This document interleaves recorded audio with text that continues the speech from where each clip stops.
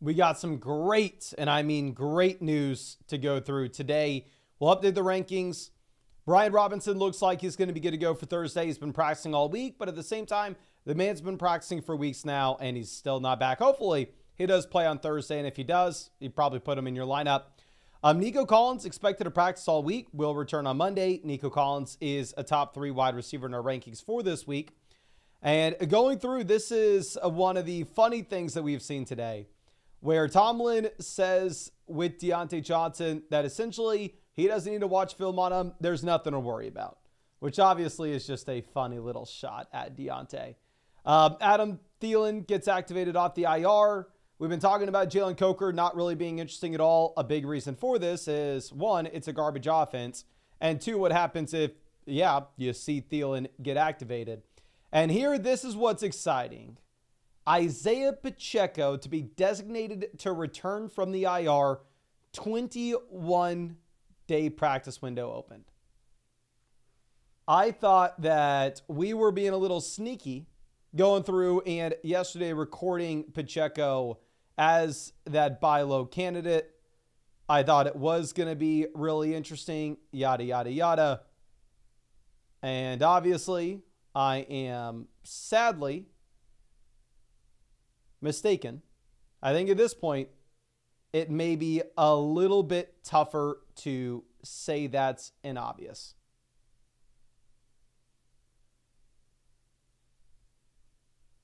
So I would recommend, woulda, coulda, shoulda, if you can go out and get Pacheco, I would. I see Danny in the chat says check the Discord. And then I saw Zach sent an invite for a link for a call. I'm kind of live streaming at the moment, my guy. I don't know if I can join a call. Please let me know if there's something, an emergency going on. Please let me know what's up. Real quick to look at my rest of season ranks. I've already moved up Isaiah Pacheco. We have Pacheco at RB19. Obviously, with Pacheco being designated to return from the IR, it doesn't mean that he's immediately going to be back this week. Pacheco still probably misses this week. He probably misses next week as well. But this is confirmation. We're not waiting for Pacheco to get back in week 16, 17. Now, Pacheco will be back for the fantasy football playoffs. So we're going to put Pacheco at 19. And we may end up moving up. But Danny says, big Sal talks. We got some great offers sent to him. Okay, so it looks like maybe there's a trade going down in the Flock League. Well, we'll see. We'll see with that in 1 second. Dak undergoing season-ending surgery. The Bears fire Shane Waldron. This can only be a good thing. It can only be a good thing. And then I think that is pretty much all we have here. Now, I don't know how I can jump into a call with the live stream going on. Can we stream a call real quick? How could I possibly do this? Do I want to risk trying to do this on the stream? Let's do it. Okay. Give me a second. We are going to get to, obviously, the questions that we have on the site. We're going to get to the questions that y'all have asked in the chat. But what I'm going to try to do real quick is I will try to pull up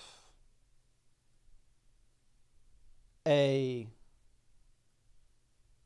call with everybody over there on the site, and we'll see if we can get a little trade negotiation going.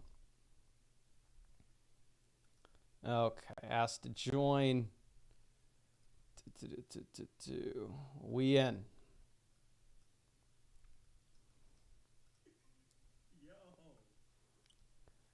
I have no idea if I can get y'all on.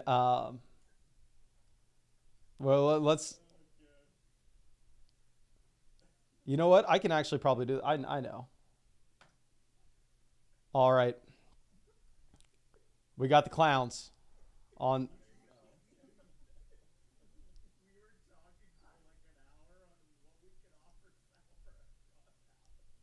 Here, real quick. I don't think I'm sharing my audio with y'all. Audio input capture.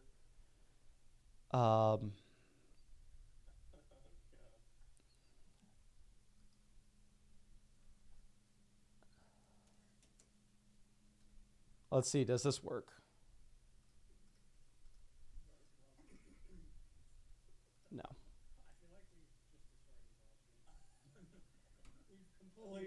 just watched you enhance it, baby. Okay, can y'all hear them now? I'm just going to turn the audio all the way up. Yeah, try that. Hello? Hopefully. Hello? There you go.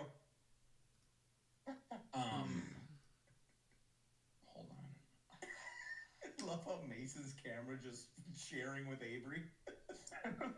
No, he's overlapped. Move y'all over. This is what, when I went to my grandpa's house and he was like, how do I use FaceTime? This is what it is. You can do, hold on, I'm trying to tell you what to do, Mason. I think I got it. I did this with Danny like at the very beginning of the season. I got it. I got it figured out. Okay, cool. Yes, sir. Okay, they should be able to hear y'all now. So what the hell's so important that I got to join this call right now?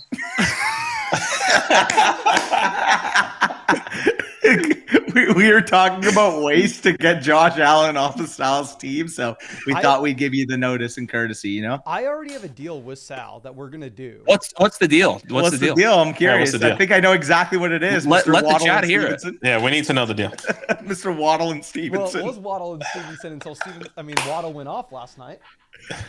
He ran out. This guy. Yo, hey, This Mason, guy think could of it sell like this, water though. to the ocean, I swear. Mason, think of it like this, bro. You traded away Nico for Waddle and Stevenson. Now you could trade him for Josh Allen. There you go. Exactly. Hey, I'm not going to lie. I bet you Stevenson has outscored Nico this season. Okay, total points. Yeah. Nice. So I don't know if you want to That's his argument. There you go. You could add Waddle, probably go down. maybe. I mean, you're more than welcome to overpay for a quarterback. I'm happy to let you do that as long as you don't give something like Waddle and Stevenson, and we're good with it. We'll allow it. Stevenson. Well, Dude. I was thinking, so this is where I'm at, right? Everybody obviously is coming and realizing that I have the best running back room in the league. Right? So everybody's been trying to get my running backs, but at the same time, the price people are offering like freaking Danny, you got to get a hold of this guy. He has the worst offer sometimes. I'm not even joking. He's Sitting with struggling. Cedric Tillman for DeAndre Swift as if like there's any reason for me. Okay. To be fair, that one's a lot more reasonable than That's not terrible. Waddle. Wait, we got to get this off the train. Waddle and Najee was offered to Corey for Devon Achane by Mason, so we could talk about that. That was a counter to Cedric Tillman for DeAndre Swift. I would say my counter is closer than his initial offer. Oh no, it's not. Come on, man. Waddle and Najee is worthless. Dude, Corey's desperate right now. He needs a running back, and he's just trying to do anything possible. yeah, but to he get has one. no good players. Like he keeps asking me for Yeah, running he backs. He literally has doesn't have none. anybody I want. Try to go and create a deal with Corey for I like tried. try to give him a running back without asking for Devon Achane. Is there a single other player on the team? Well, the thing is, Kelsey is probably his best trade piece, Yeah, but nobody wants to pay for a tight end. They'd rather stream the position. Well, that's what I actually almost traded for Kelsey with him like 3 weeks ago. That was the closest we got to a deal. And that's what I told him. I was like, this is back when I thought freaking Cole Kmet was something. I was like, literally, you can pick up a tight end whenever you want off the waiver wire for free. Like nobody cares about tight end in this league. Damn. My audio might be a little higher. I'll turn it down. Yeah. I think, we're just trying to find a way that it's not Stevenson and Waddle, because that is just Jamar Chase or nothing. It's It's Jamar Chase or nothing. What do y'all think y'all? Why do you think y'all are? Okay, this is He's going to change it to Pearsall and Stevenson just to spite us. This is perfect. Y'all are this scared that y'all have weekly say? meetings No. to try to see how to stop my team. What did we say? Y'all We have- literally Literally, put this word in for the word, video. said we were going to say that. We Like said word word for word. for word. 100%. Jason's response is going to be, I knew they're you would say so that. scared. They're so scared. Well, it's true. Y'all, man. y'all are having Not even weekly true. meetings behind We're my just back to try haters, to bro. make We're sure not I don't. scared. We're just haters. We just want to last see your place reaction when you punishment- get sniped. The last place punishment is forcing Sal to make terrible trades with you. That's what's concerning. No, that DK Najee one, wasn't fair. Come on, man. Let's be real. Oh, well, hey, y'all. Okay, hey, He knows it too. real quick. Sal's options were to trade me, DK Metcalf, for viable players, or to trade Badaki, Drake London, Josh Allen, and DK Dude, Metcalf. if he would have made that trade, he would have won that week. He would not be in this position right now. That was like the funniest part of that video was seeing Badaki's offer, and people are like, "What?" Everyone roasted me. I thought it was a fair trade. Come on, Badaki, you did not think it was a fair trade. I thought it was a fair trade, dude.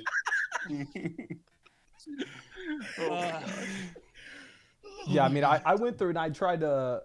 I've been. The thing is, yeah, it doesn't make sense to trade for a quarterback. You can pick up a quarterback for free at any point. So that's why.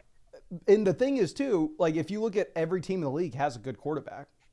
So he hits my line more than I talk to him about Allen. He offers me some Allen deal every single day, and I go, here's the price, take it or leave it. Well, if you wanted an elite quarterback, I was selling Bo Nix for $10 fab, and you thought it was a joke last week. So that's unlucky. I mean, you got Purdy. Like, A-Rich? Yes. Wait, what'd you say? Weren't you the one that sold Sal A-Rich? Or no, you bought A-Rich from Sal. Do I need to pull up the DM for you telling me it was a good deal? Which one? Boy. Oh, boy. After I made the A-Rich trade, you messaged me saying... That's not why I'm saying it. I'm saying it because you loaded. guys are just fucking pyramid scheming quarterbacks back and forth, apparently. Oh, yeah, no, Sal and I, we've made 2 trades, I think. He ripped me off with the A-Rich one, and I ripped him off with the Metcalf one. Yeah. Man, he was asking so much more for Metcalf. I was trying to trade for Metcalf too, but he wanted so much from me. And then he took your deal, and I was like, why couldn't I have gotten a deal like that? I'm mind You know what's crazy? Sal is asking for Jaden Reed and Darnell Mooney, and he's okay to take the deal that you're giving him. Ramondre and Waddle's better. What? Mooney and Reed is better than Waddle and Steve. Bro, I'm telling you, Are you this kidding man could sell water to the ocean. He could sell sand to the beach. This guy's smirking because he knows he's laughing. I don't. Yeah. I mean, would you do Waddle and Ramondre for Jaden Reed? Like, I mean, I don't even know if I would do that. Like, well, that's why you don't have a winning record. whatever. Yeah. Right. Hey, what's crazy, Mason, is if we all end up in a tie at the end of the year in terms of record, you're the one with the actual tiebreaker loss there. Yeah, you are. I thought We've walked through the hypotheticals. I thought it was just. Is it not points scored? I think It is. You have the lowest amount of points scored because your team's not very good. Brother, I'm about to be 7-4. It doesn't matter. You scored like 200 less points than the rest of us. If you're about to be 7-4, that's 2 weeks. Which week are you winning or losing for the next 2 weeks? Because you're 6-3 now, right? God, Zach, your math is so He's bad. 6-4. He's 6-4. Zach, he's 6-4. All right. Yep, that one's on me. You know what? Sometimes you have to hold your hand up. That was on me. Dude, I will get you a tutor, man. I swear I will. That's pretty good at math. Yeah. Honestly, that's rough. Zach just. All right, hold on. Can I just ask? Do you genuinely think it is better for Sal to get Ramondre and Waddle versus Reed and Mooney?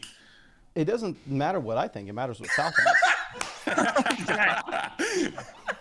That's your answer. That's your answer. Okay, This is a scam. Politician over here. Settle down, pal. Yeah, I can't confirm or deny that I'm policing him. Well, the real question is how many fab dollars does Sal give me to get the deal done? Well, he doesn't have any left because he just paid for an elite quarterback. I don't understand. It's like Sal longs to lose leverage in trades and then makes awful deals. The Knicks one is actually pretty good. You guys should look at his playoff schedule. Your roster Yeah. three Oh, yeah. quarterbacks right now. Week 14. Say again. Wait. Sal traded for a quarterback with a bye week still on his schedule? I'm pretty sure. And he's trying to do trades for players that have bye weeks coming up. That's why he's trying to trade away Josh Allen. Hey, Knicks has the Falcons, Raiders, Browns, Colts, and then the Bengals in week 17. Wait, Sal traded for a quarterback? He traded for Knicks, Knicks. which is why this whole thing started, is because we knew he was gearing up to make a trade with you. I have not seen any of this. Okay, so now Sal is accepting my deal, it looks like. Yeah, no, he straight up said he was going to take it tomorrow, which is bananas. He shot me I'm a DM on Discord. I didn't read it. Oh, no, his offer to me is redonkulous. I'm not accepting this. Tell us what it is. Okay, so Sal is the one that is lying to us. Sal, I just need you to know that Stevenson for Waddle is not good enough, brother. It's just not good enough. All right. If you're watching Come on, this Mason, later. sip the tea. Why would I do this? Is private. I signed an Tell us the NDA. offer. I signed the NDA. What Sal wanted is he really likes Ricky Pearsall, and I think it's because Pearsall's through the I knew bye. it. So he wanted Ricky Pearsall and Ramondre. What did I say? What? Wait. He wants you Ricky kidding me? Pearsall and Ramondre for Josh Allen. And you won't do Mason it. said that's too steep. It's a league where it's a double flex league. Yeah. Ricky Pearsall and fucking Ramondre Stevenson for the best quarterback on planet Earth. That's what Sal is asking for? Are you kidding me? Gosh. I don't know what I mean. That I was was- his offer to you, I was not yours to him. I was waiting for the $10 fab, but I guess that's gone now. I'm joking. That's not the deal. That was the deal. I'd accept it. But. Oh my god. I was gonna say, Oh, my holy goodness. Crap. So what did he Wait, say? I missed a Devontae Smith and ton here. Ramondre Y'all Stevenson. swap Tyreek and Neighbors? Oh, you didn't Yeah, see they that? did, yeah. Malik Neighbors Yeah. on bye this week. I need someone to put in my lineup. Thank God, Zach, you're really that scared of me. You're just throwing. You realize you had no shot to win. Hey, friendly reminder, this helps you this week. I know. That's what I'm saying. You threw in the towel. He's scared. He's scared of He beat threw you, is what the I'm saying. towel. Dude. Yeah. Maybe he's so disrespectful he doesn't need Tyreek to beat you. No, it definitely helps you win this week, for sure. But I care about winning the plaplayoffs. We'll see if you get there, bud. Yeah. You're on I'm a not losing sure if I'll streak. get there, guys. Are you offering me Zach making the playoffs at even money right now? Because I'll bet that. Hey, I love how freaking in the video this week I dropped it. Nathan's trash talk to me was that I was a fraud because I scored the most points in the league this week. But it was because Jamar Chase scored too many points. Nathan, he cannot trash talk. He cannot make wagers. He goes to bed at 5 p.m. His clips are actually my favorite clips to watch. I'm not even kidding you. I find them so unironically funny. I actually love watching his clips. One of He's innocently funny. One of Also, my favorite. lighten up. Mahomes is not playing well right now. Calling Allen better than Mahomes right now is very fair. Let's settle down, okay? Anyways, continue. One of my favorite comments on the YouTube channel, like period, this season was when Nathan did the shrine of Puka in his room. Somebody commented like something like Nathan's room is creepier than the shrine of Puka.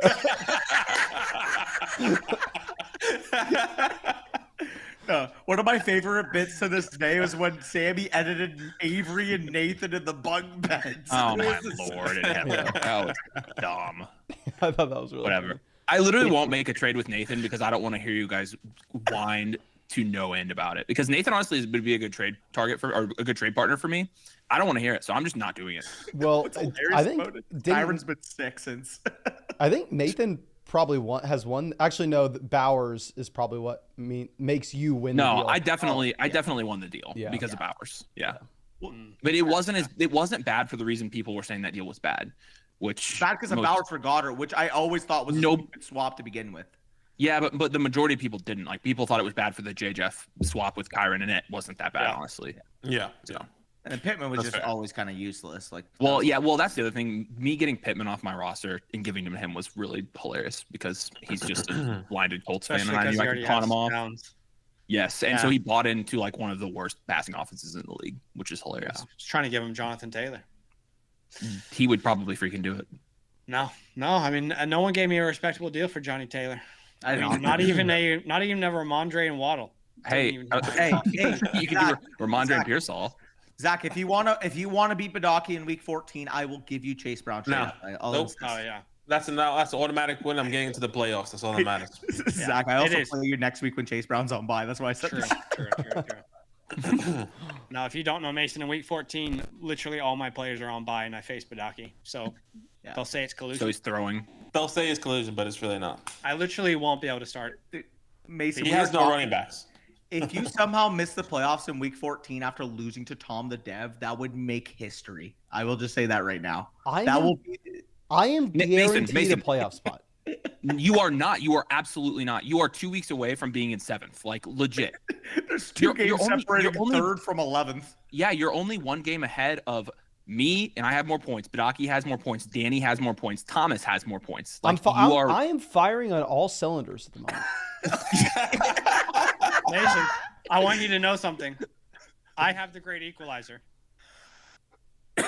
If Jamar Chase does well, so does Joe Burrow. If Jamar Chase does well, so does Joe Burrow. Oh, did Burrow score 55 points last week? I'm telling you, that your biggest weapon, I got the cock block for. Zach, what's a 6-point passing touchdown minus a 4-point receiving touchdown? Do the math. Ooh, it's 4-point passing touchdowns in this league. No, I'm saying if my quarterback has 35, if my quarterback has 35, then all right. I'm pretty sure Zach just drafts players based off the pregame outfit that they wore. Hell yeah. Just the vibes. Hell yeah. 100%. And I just draft guys that continually get hurt is what I've learned. Yeah. And Breece Hall just fucking. Hey, but you make all the good calls on your videos, though. You call everybody that's good. So yeah. Hey, there you go. If you took your own advice, Danny, you would be undefeated. So Yeah. To be fair, the only way I was getting James Cook was taking him over Breece Hall, Nico Collins, and Malik Neighbors. Which, to be fair, without Breece's played, maybe you can make the case. Hey, serious question. I legitimately need to know, why the hell do y'all glaze Sal so much? to piss you off. Like, all I say is he's my talent brother. Hold on, Mason. This is exactly why we do. Yeah, literally why we do it. Right here. Because all You play all, right into exactly why. like literally in back-to-back clips, Nathan will be like, "Oh, Danny sucks, overrated." Dude, no, And then I talked about that. and I'm then like, what the dude? fuck? And then he'll go over to Danny Sal's played team right and, into it. and he'll go like, "Oh, Sal's team had a like boo-boo 5 with a times. small injury. Sal's a great guy because she should be winning this league."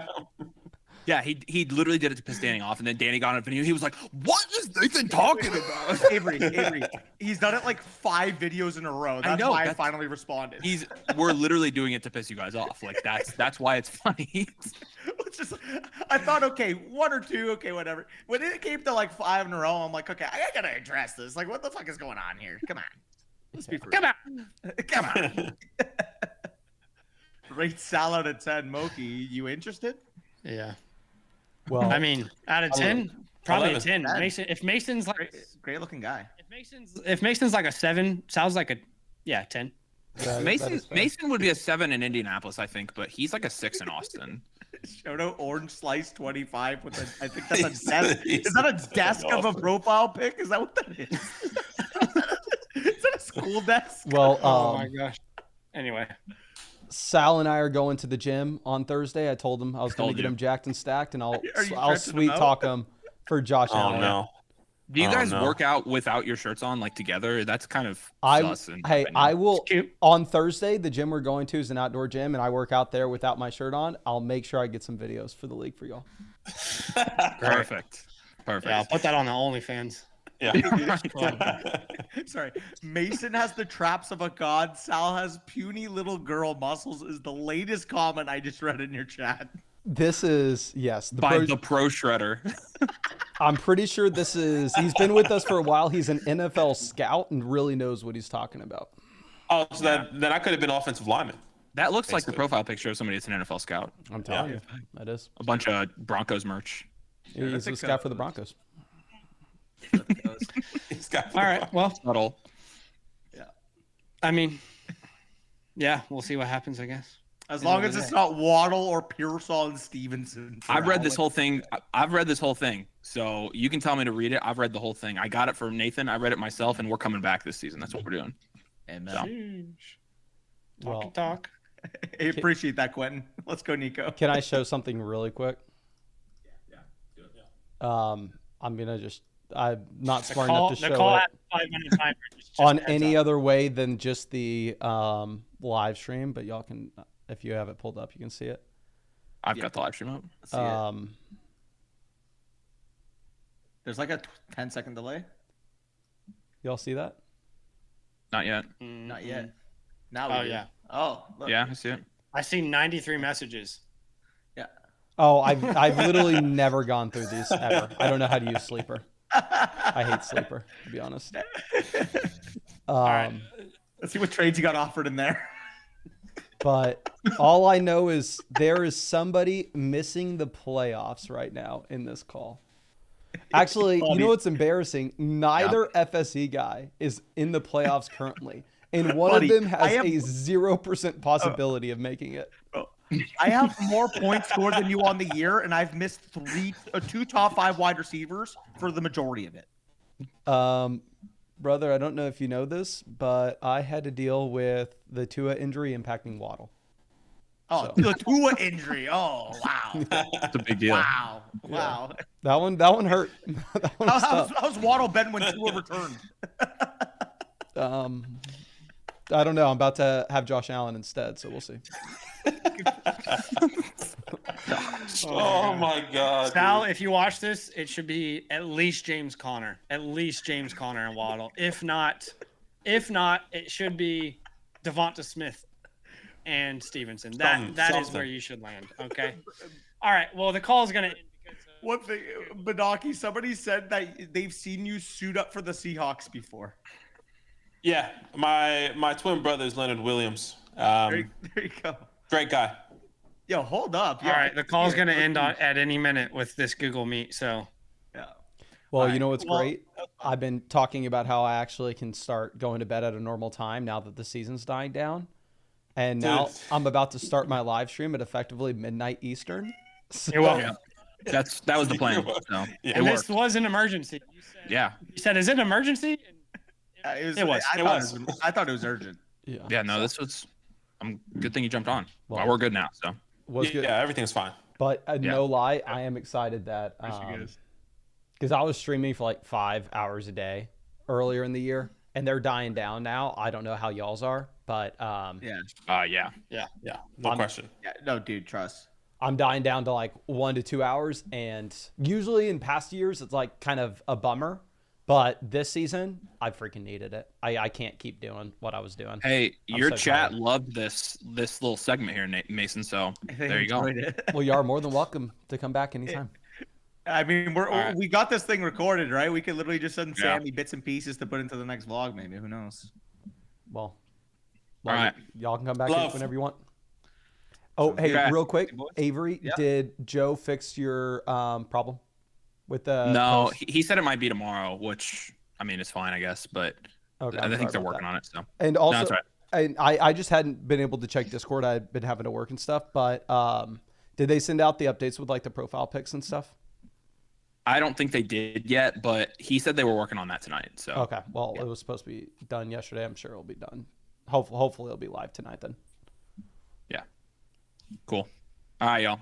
All right, awesome. Take it easy, boys. Appreciate it, guys. I'm gonna go attack some pubs on COD, and I'll probably rage. Take it easy. See ya. Okay, well, a little bit of a different change of pace for the first 30 minutes of this, and now your boy is behind and needs to catch up. And yes, I would love to do it again. Hopefully they will be back. And of course, thank you for everybody who was able to come by. Thank you, Danny, for stopping by.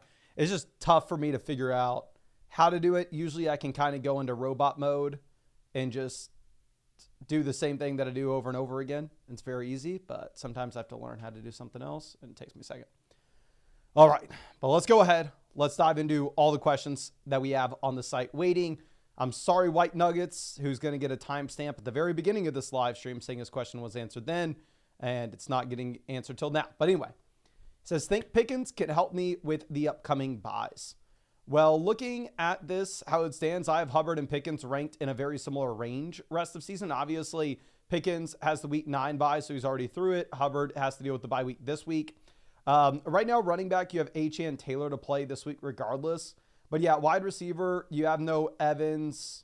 You have Garrett, Nico that you should be able to play. So I don't necessarily think you need to make this deal for the bye weeks whatsoever. But if you wanted to go out there and get Pickens, I'm not going to fault you for it. Obviously, we've been saying for the past few weeks now, oh, Jonathan Brooks is going to come back. Jonathan Brooks is going to come back.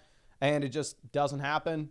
But now that you have Miles Sanders out for the season, there's a pretty damn good shot that Jonathan Brooks actually does come in and take some work. Obviously, Hubbard is expected to still be the starting running back, but take some work from Hubbard and turn it into a running back by committee in a bad offense. So if you wanted to go out there and get Pickens, if you didn't have anybody else you could start this week, sure, you can go for it. Like I said, they're very close in the rest of season ranks. Well, let's go over and check out this team from Nolan. I appreciate you, my guy. This is one of those free team reviews from Underdog. Let me remind everybody real quick, if you wanted to get a free team review from Underdog, super simple. Just go over to Underdog Fantasy, use promo code FLOCK. You'll get a 50% deposit bonus up to $1,000. Plus, at the same time, you're going to be getting that free Jalen Hurts pick, more than less than half total yard for the Thursday night game. And you'll be getting a free team review as well. Just make sure that you set up an account on flockfantasy.com with the same email address as your account on Underdog Fantasy. And how it's going to work is the day after you set up your account on Underdog Fantasy with code FLOCK and make a $10 deposit, Underdog the next morning will send me a list with your email address included in it. And we'll go through, and if there's an email address on flockfantasy.com, an account that matches one of those email addresses, then we go through and credit them with a free team review voucher. But anyway, this is one of those free team reviews coming out from Nolan here. Says, first year sitting at 5-5 after taking out the top team today, hanging on to a playoff spot based off points. Any help is appreciated. Gesicki was an ad this week because of the McBride bye week. He's not a permanent fixture. 100% understand that. And I'm sure you already know this, but just to reiterate, here it is an 8-team league where you only start 2 wide receivers and 1 flex. So really the depth is not going to matter at all at the wide receiver position. And really you're always going to be able to find a viable option off the waiver wire. And every chance you get to make a 2-for-1 deal to get an improvement inside the starting lineup, that is something that we are wanting to do. And we are the team of destiny here. Love to see it. We are currently second in this league in terms of total value. And you can kind of see exactly how strong these options are on the waiver wire, where you're looking at players like Tyrone Tracy, Rico Dowdle, Ladd McConkey, Calvin Ridley, all sitting out there on waivers. So obviously the first thing that we do with this team, you already know this, is you're going to go through and you are going to be cutting Mike Gesicki and picking up Tyrone Tracy here relatively easily as well. I mean, there's nothing really to think about. Quarterback, we have Love and Kyler, and in most leagues, I'm completely fine having either one as my QB1. My thought process is just in an 8-team league where you only start 2 wide receivers and 1 flex, where you can very easily just go to the waiver wire and pick up Ladd McConkey for completely free. I mean, if we had the opportunity to, I would love to go out there and see if we could get an upgrade to an elite level quarterback. Now, obviously, there are a couple different ways you can go about this. My main thing that I would love to do is, if possible, I would want to go through and I would want to trade one of the receivers, such as Terry McLaurin or Jaden Reed, with Jordan Love to go get a quarterback on the Mount Rushmore, whether that's Josh Allen, whether that's Jalen Hurts, whether that's Lamar Jackson, whoever it may be. I mean, you can do you on that. Now, in terms of getting interest from your league mates, to be honest with you, they're probably not going to be super interested in going through and trading for one of the depth receivers, because in an 8-team league where you only start 2 wide receivers, 1 flex, the vast majority of your league mates should be completely fine at wide receiver, of course. So instead, I think that we go through and we make the play by selling one of the running backs. So if instead you wanted to go through and see if we could send J.K. Dobbins and Jordan Love, or J.K. Dobbins and Kyler Murray in a 2-for-1 deal to go get a Mount Rushmore quarterback, I think that would be an absolute no-brainer based off how strong your team is and the league settings here as well. Now, going through and just recapping wide receiver, we have London, Puka, so 2 wide receiver ones, locked and loaded guys that you are extremely excited about. Also, beyond this, you're looking at Debo, Terry, Reed. So we have more than enough depth here, of course, at wide receiver. Tight end, you have McBride, and then obviously you have to roster Gesicki for this week because of the Week 11 bye for McBride. Obviously, long-term, like we already said, we're cutting McBride. We're going to go through and pick up one of the running backs off waivers like Tyrone Tracy. But honestly, another thing that I would consider here is instead of starting Gesicki, I would actually probably pivot from Mike Gesicki to David Njoku, where, I mean, obviously there's a lot of passing volume to go around in Cincinnati, but you are getting other tight ends involved into this offense, such as Tanner Hudson. And it's not a guarantee, or at least last I saw, it's not a guarantee that T. Higgins going to miss this week either. So at the very minimum, I'd cut Gesicki. I'd pick up David Njoku to play in place of the Trey McBride bye. And then also, I would love to see if we could send one of the depth running backs like Dobbins with one of the quarterbacks to go get to an elite level option. And then obviously we can go ahead and pick up Tracy off the waiver wire and maybe just go ahead and cut Jonathan Brooks for now, where obviously long-term you are wanting to cut the tight end instead. But I really do appreciate you. Obviously, insane team here. Second best team in this league. If you're looking at the league analyzer, there are two strong juggernauts as well. But thank you again for being a member of the flock. I really do appreciate you and really hope that I was able to help you out in some way with this. Now, let's move this over to our next question coming out from Mirth. Really appreciate you. Let me go ahead and get you set up with a trade question here. My friend says, man, oh man, I love y'all's work. I watch each and every single day. I have crazy depth to the point where I can't start Achane, so let me know. Really appreciate you and super excited to check this out. Like I said, I did hook you up with a free trade question, so next one that you send in, it will be completely free. So here, looking at this is a very different league than what the majority of people are going to be playing with in this live stream.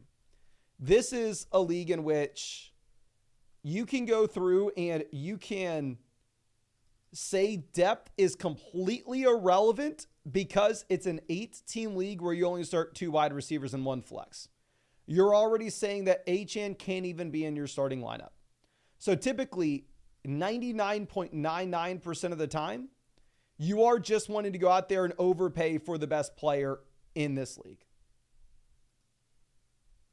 And to be honest with you, the best player is McCaffrey.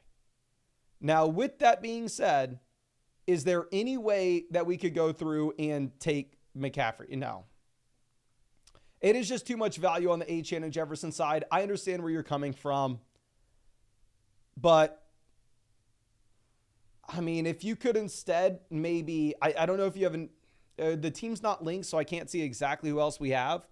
But if you have a receiver like Jaden Reed, as an example, if you wanted to go through and take Achane and Jaden Reed and go get CMC in an 8-team league where we're fine overpaying for the top end studs, I think that is more viable of a play. I completely understand why you'd be interested in doing this with your exact league settings.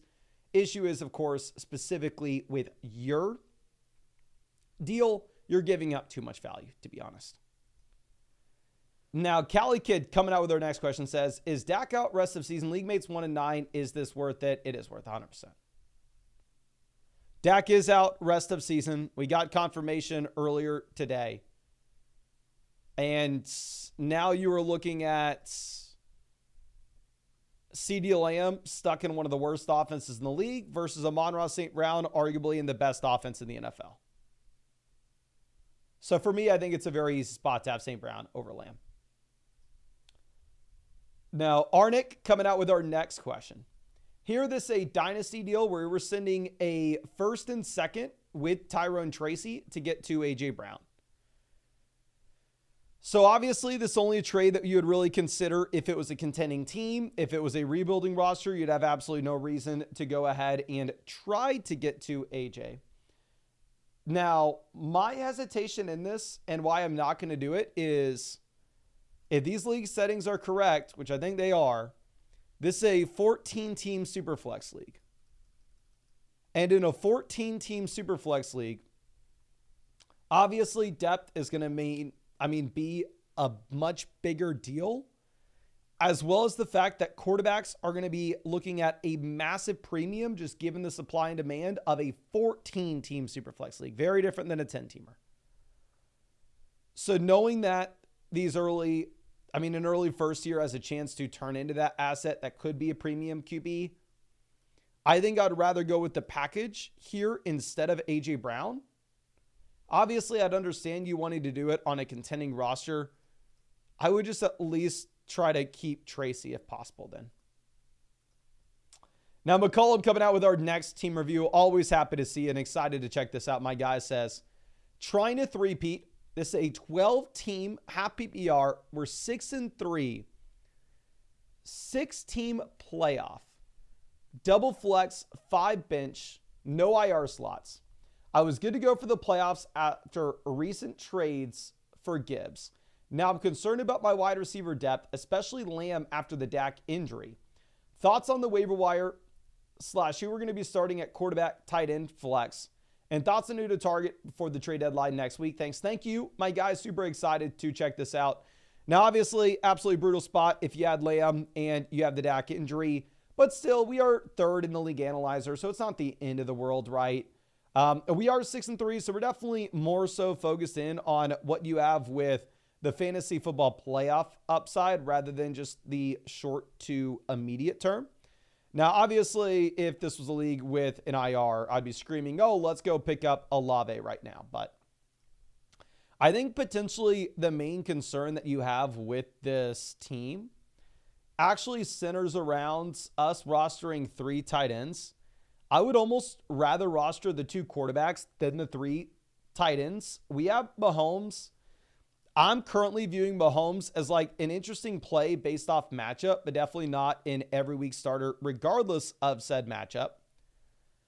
And I would kind of view CJ Stroud in a similar light. Obviously, Stroud's been horrendous. We've been ranking him as a quarterback too, but that's been under the context where you've had no Nico Collins. Now that you're going to get Nico back in, it does become a much more appealing spot to just go ahead and to potentially pick up Stroud as an option we can go back and forth with waivers. Now, the issue is at tight end, who could we drop? We initially moved down Laporta a decent bit in the rest of season rankings under the assumption that this was going to be a shoulder injury that we had to be concerned with, but it sounds like that may not be as worrisome as we initially made it out to be. At running back, we're still elite. We still have HN and Gibbs, so 2 RB1s rest of season that are through their bye weeks as well. We have Montgomery as a great depth piece. We have Brooks, who can maybe do something, especially as you have the injury to Miles Sanders. So overall, running back room's great. Wide receiver, we lower expectations with Lamb dramatically, but Lamb is still somebody that we can start, of course. Reed's a solid wide receiver 2. Ladd McConkey is a great wide receiver 3. So the very easy move with this team is if you could trade a tight end for anything, if you could take Andrews and Reed to go get an upgrade, or you can take Goddard and Lamb, or you can take Laporta and Ladd, and any deal where you're sending that package of 2 options, get an upgrade at wide receiver, would be an absolute no-brainer because post-Dak injury, wide receiver is the position of weakness for this team. And if we could potentially send one of the tight ends in a 2-for-1 deal to upgrade the wide receiver position, then at that point, it could open up another roster spot where if you really wanted to go ahead and if you wanted to potentially pick up another option off the waiver wire, such as Braylon Allen, such as Audric Estime, Trey Benson, one of these running backs that is an injury away from making a pretty big difference. Or if you wanted to go ahead and instead look at a player like CJ Stroud to potentially play the matchups with Mahomes going into the future. I think those could be interesting plays. I mean, as it stands right now, the flex spot's very easy. You're playing Montgomery every single week in the flex. You just start all 3 running backs. Wide receiver's pretty easy. You're playing Lamb and Reed every week. Tight end, it's kind of going to be matchup based. I'd say in the short term, especially with likely not a back at practice, you're probably going to be playing Andrews. But obviously in the long term, that's not a guarantee if likely comes back and Deontay Johnson begins to have a role here. But I really do appreciate you and really hope I was able to help you out in some way with this. I know you're always in the live stream hanging out with us, my guy, so I really do appreciate you. And yeah, thank you so much for being a member of the flock, and I hope I was able to help you out in some way here. I know we have another team we're going to look at from yours in a second. Now, a San Francisco 49ers fan, we just looked at a question from them yesterday. It says, I'm fourth at 5-5 and in a 2-game skid. While other teams are getting healthy, my wide receivers are strong from trades, but I'm worried about my quarterbacks and running backs. I've tried trading for RBs, but haven't succeeded. With the last week for trades, should I push for one piece to the puzzle or hold? Willing to deal big names to improve. Okay. Well, really appreciate you. My guy, I'm going to be excited to check this out. We are currently the #1 team in the league analyzer, right? So you do have a lot of flexibility with the moves that we can make going into the future. I mean, even if you lost the past 2 weeks, it's not the end of the world. And the first thing I'm going to notice when we pull up your team here is your league, while it is a 10-team format, the waiver wire kind of looks like an 8-team league. I mean, you have great options on waivers. You're sitting here with Amari Cooper as a completely free pickup. You're sitting here with Jonathan Brooks as a free pickup. Now, going over to quarterback, obviously QB is kind of a debacle. And at the same time, it's not like you have any super interesting quarterbacks out there on the waiver wire. But even with that being said, I don't think you're in a spot where it makes sense to roster 2 quarterbacks. I think you just pick your favorite guy between Tua and Goff for the matchup that you have in the short term, and you roll with them. And if potentially you were to, I don't know, not like the matchup that week, just go hit the waiver wire and stream. I think both these guys are kind of in the range of streaming options. I would just really want to instead pick up Amari Cooper. Now, the thing is, of course, I don't necessarily know who we could drop outside of the QB here. Going over to running back, we have HN. We have Pacheco coming back very soon at this point. We have Ramadre, Najee, Chubb as quality depth pieces. So running back's completely fine. If Pacheco was back this week, which doesn't look like he will be, but obviously great to see that he's going to be back very soon anyway. I would say it makes a lot of sense to sell one of the depth running backs, but again, we don't have Pacheco back just yet. So we probably want to hold on to the depth at running back. Going over to wide receiver, our team's freaking nuts. We can start up to 4 wide receivers weekly, but we are currently sitting with Jefferson, St. Brown, Puka, Kupp, Tyreek. You potentially have 5 options here at wide receiver that are wide receiver ones. The easiest move that you could ever potentially make with this team, if it's a possibility, is for us to take Cedric Tillman and for us to send Tillman and a quarterback like Goff to go get an upgrade to a QB. Like going through it, I imagine that there are some teams here that are rostering a couple solid QBs. Like if you could trade Cedric Tillman and Jared Goff to go get to Kyler Murray, to go get to Brock Purdy from this team that has both of them, and they could potentially use Cedric Tillman, I think that'd be a no-brainer. Going through looking at this team, they have Daniels and Mahomes. If you wanted to send Cedric Tillman for Mahomes, and then you can just use the free roster spot that you have to pick up Amari Cooper off the waiver wire, I think that would be a very easy play here as well. Obviously, I'd rather have Daniels. The thing is, you're not going to get to an elite quarterback with Tillman, right? This team has Burrow and Baker. If you wanted to go through and try to make a trade for Baker by sending Tillman and then open up the roster spot for Amari, again, it's nothing against Tillman himself. It's just that, yeah, quarterback's really the only weak spot on our roster. And when we're looking at the waiver wire, not really having a bunch of great QBs, but instead you do have a bunch of solid options at other positions, such as running back and wide receiver. That is what I would personally be looking to do here, is see if you can take Tillman, send him with the quarterback, go get a QB upgrade. If we get more positive news regarding Pacheco, and maybe it seems like Pacheco's going to come back next week, then at that point, I think you can maybe go ahead and feel more comfortable to sell one of the running backs like Ramadre and Goff to go get that quarterback upgrade. But for sure, your team's too good not to go and make the play to quote unquote overpay for a different quarterback here. So I think that's 100% the move if possible, my guy. And I see this in the chat, and I just want to be on record, very similar to how a lot of people were saying that Jordan Mason was going to be viable with the healthy Christian McCaffrey. I'm telling you right now, similar to what we said when people were trying to talk up Jordan Mason, Kareem Hunt will be a 0 when Pacheco is back. Hunt still has value now because obviously you assume that Pacheco misses this week still, potentially next week as well. But the second Pacheco is back, Kareem Hunt goes from a must-start running back to somebody you could not even consider putting into your starting lineup. If somebody says they won't overuse Pacheco, I don't give a damn if Pacheco sees 50% or 60% or 70% of the snaps. Kareem Hunt is not talented enough to be a viable fantasy option in a committee. The reason Hunt is so good right now is he has every single touch in the backfield.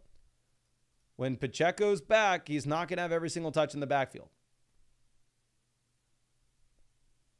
So very similar to what we were saying with Christian McCaffrey and Jordan Mason. The same thing applies, maybe to a little bit of a lesser extent with Pacheco and Hunt. Now let's move this over to our next question coming out from Ryan. Here we're looking at putting someone in the flex spot between Ladd and Nick Chubb. Chubb's had double-digit carries every week, and at the same time, you're coming out of the bye week, so maybe you get a little more usage. But still, Chubb has nothing as a receiver, of course. And if you're looking at what you have with Ladd, it's a great matchup going up against Cincinnati. One thing I was a little bit surprised by is you actually do have the Los Angeles Chargers favored in this game, which I thought there'd be a 0% chance of that happening. McCullum, happy to see you again, of course. Let me go ahead and hook you up with both a free trade question and a free start sit question here, my guy. But it says, trying to position myself to win this year. It's a 12-team dynasty where we're 6-4 and in 6th place. We need better receivers for the playoffs. Thinking I'll package running backs, ? Thoughts on trades / starting options for a win now approach. Thoughts on who to target. Thanks, man. No, thank you, of course, for sticking with us for so damn long. I've actually seen Mason wear out. He is a member of the flock as well. But here we are 3rd in the league analyzer. I did recently tweak the dynasty rankings a bit. I didn't sit down there and play with them for hours on end, but we got some meaningful updates out. So it is a super flex start 11 format. So definitely a deeper dynasty league here. This is the exact format that I play in the vast majority of my own dynasty teams. But anyway, we are currently sitting with Allen as well as Goff at quarterback. So really solid quarterback room, right? Where we can definitely contend with this QB room in the short term. And they should have long-term value as well. So really no hesitation here at all at quarterback. I'm going over to running back. Typically RB's a position that you're only really concerned with if you are a contending team. Now, of course, with that being said, one, this is a contending team. And two, we have one of the very few running backs with Devon Achane that you can both view as a contending option in the short term, while at the same time say that you are going to have long-term upside here as well. Like, we can very confidently say that Achane will make a difference in 2025. Going over to look at what we have with the veteran backs, Taylor, Kamara, Montgomery, Dobbins, Chubb. Every single one of these running backs will be worth less this offseason than they are right now. But frankly, that doesn't matter to a team that's really looking to push to contend. This is a start 11 format, so presumably you can start every single one of these running backs. And honestly, going into the future, I don't see how you aren't the very, very heavy favorite to win this league based off your running back room currently. Going over to wide receiver, definitely not as strong as we are at running back. Garrett Wilson is that cornerstone asset where obviously you can contend with Wilson in the short term, as well as Wilson is going to be a player that can very easily hold on to value going into 2025 and beyond. The issue is a wide receiver beyond this, right? Beyond this, we are in a very awkward spot where our wide receiver 2 is Waddle. I mean, our wide receiver 3 is Tank Dell. Our wide receiver, I guess, maybe it's actually Jawan Jennings. Obviously, that's just for the short term, not the long term, but still. But ultimately, wide receiver is what we need to be concerned with because Hawkinson already through the bye, now fully removed from the injury. Looks like Hawk is a tight end that we can rely on every single week through the rest of the year. So really the only thing to do with this team in my mind is to go bolster up wide receiver if you really wanted to contend right now. I definitely don't think you need to go ahead and sell any future rookie picks. I think the actual very easy pivot to make is go approach a team that is sitting with the rebuilding roster and look to send them one of these assets that are, I don't want to say guaranteed, but most likely will hold on to value going into 2025, but it's probably not going to move the needle a ton for us, such as Xavier Legette. So, I mean, looking at this team here, they're 3-7. Obviously, they are a rebuilding roster. They don't have any wide receiver that would move the needle for us. This team's 2-8, should be a rebuilding team. In terms of them having any veteran receivers that would help us contend right now, they don't really have anything. This team down here's 3-7, definitely should be a rebuilder. In terms of veteran wide receivers, it looks like your league mates know what they're doing. I mean, the rebuilding teams have already kind of offloaded their veteran difference-making players, at least at the wide receiver position. As obviously, when you look at a team that is like Brian Thomas, we go, oh, yeah, Brian Thomas would possibly help us contend this season. But the thing is, on a rebuilding roster, they're clearly not incentivized to sell Brian Thomas. The last thing they would do is sell freaking Brian Thomas for Xavier Legette. This team that's 2-8, really this is the pivot that could make sense here. Where if you go ahead and if you look at this roster that should be highly incentivized to look to build for the long term, they have Metcalf drafted back in 2019. You have 2019, 2020, 2021, 2022, 2023. Metcalf's in his 6th season. Presumably, you would assume that Metcalf's going to be worth less this offseason than he is right now. That's kind of the mold of a receiver that obviously a rebuilding team should probably be looking to let go of. And if you were able to go ahead and send them, say, Xavier Legette to pick up Metcalf to help us contend in the short term, while potentially at the same time giving them a little bit more long-term value, I think that could be a very interesting swap. Now, obviously, they may ask for a little bit more, and that's really the only trade that I could see making sense with this team, because I think you're already set up in a really good spot. And if they ask for more, obviously don't hesitate to throw them another like meaningless rookie like Malik Washington. There's really nothing. Everybody else on our roster is really more so suited to a contending team already. So I already think that you're in a really good situation where you're not having to do much here.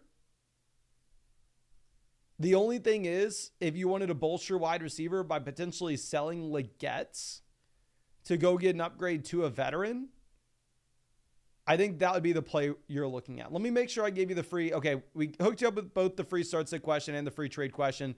So if you had any follow-ups with this team or maybe another one that you wanted to send my way, obviously don't hesitate to. But thank you again, my guy. I really do appreciate you and really hope I was able to help you out in some way here.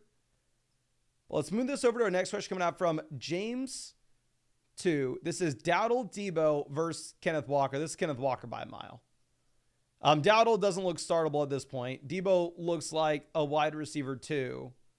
And Kenneth Walker is still a locked and loaded RB1 rest of season. So, yeah. I mean, this is a 14-team format, or at least that's what's... Yeah, it's a 14-team league, so I understand depth is maybe going to matter a little bit more, and that's maybe why the Kenneth Walker team's willing to do this. But, yeah, go get Kenneth Walker. Absolutely no-brainer.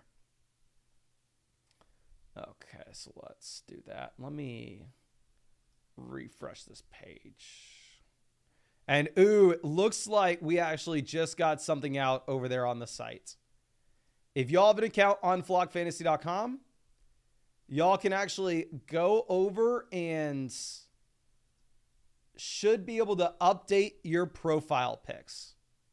Freaking pumped. So now whenever your name pops up, you should actually be able to have a profile pic here as well. Ladies and gentlemen, what bird do you think represents yours truly? Who are we rolling with? I honestly think I'm going with the duck, and I think I'm going orange. Chicken's pretty good, not going to lie. Got the eagle, got the duck. I have no idea what the hell this bird is. Don't really know what that bird is either. Is this a duck and this is a mallard? Or is this a duck and this is a mallard? I think that's what they are. It's a toucan. This looks like a basic little friggin' sparrow thing. Oh, they actually have these labeled. This is seagull, pigeon, pelican, chicken, eagle, goose. Oh, no, this is a goose. Oh, okay, I see it now. We're going to go with the goose. I'm going orange goose. Oh, freaking. I actually am really excited about that, to be honest. And if you are sending in a question, go ahead, update your profile pic. As of now, everybody has the default ones. This just dropped. But it would be nice to get a little bit of customization out here. And yes, your boy is about to be a freaking zookeeper learning about all these birds. I'm actually really excited about this now. But anyway, let's go ahead and let's move this over to our next question. This one's coming out from Spida. Says, this is another free team review. Thank you so much for taking advantage of that Underdog promo, my friend. But says, traded Tyreek and Madison for Chase Brown and Lamb week 2. Then traded Smith for CMC Hopkins. Love that one. And James Cook Dowdle for Brian Thomas Jr. and Mason. Last week, we traded Bowers and Ramondre for Chase and Laporta. Dear God. And then traded Lamb, Hopkins for Bijan and Dell. You are literally cooking. Now I'm trying to make a last trade this week to finish strong. I need that buy. Well, real quick, my guy, congrats on cooking the rest of your league so far. You are currently number 1 in the league analyzer by a wide margin as well. So I can already tell that we're going to pull your team up, and I'm not going to be able to have much to it. You are already crushing the rest of your league here. We are 6-4 at this point, but honestly, with the value that we have going into the future, we definitely should be in a much better spot. Starting off at quarterback, we have Burrow. I would say that Burrow is on the Mount Rushmore of elite quarterbacks if it's a 6-point passing touchdown league. Now, obviously, if it is a 4-point passing touchdown format, it is a little bit of a tougher spot just because he's not going to have the same rushing upside as some of the other options.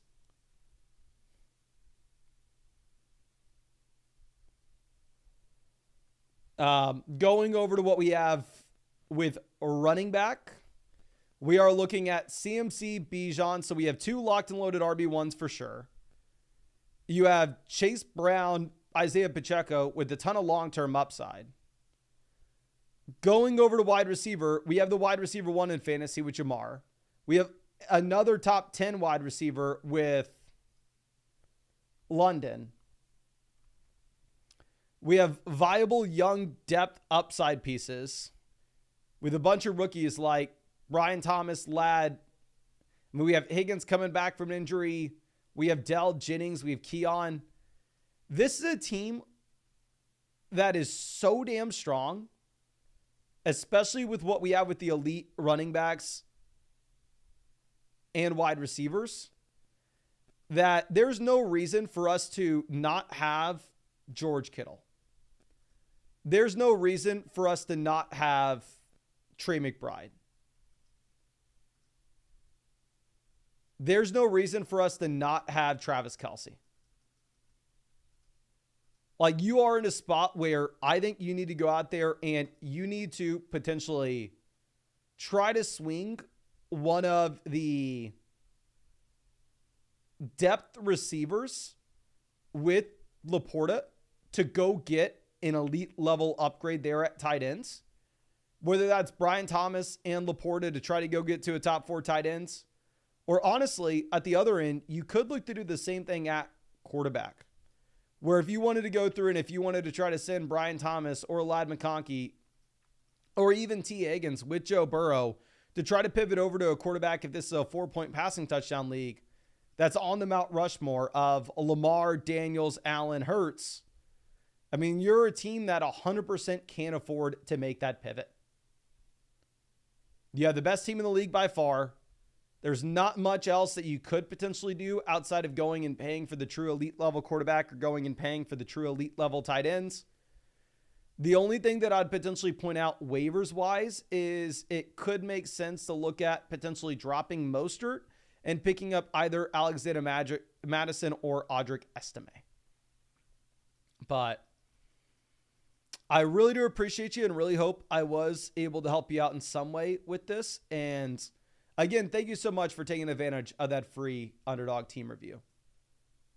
But let's move this over to our next question that's coming out from Red Zone Riz. It says, I don't know how I could do much here, but wanted to get your thoughts just for shits and giggles.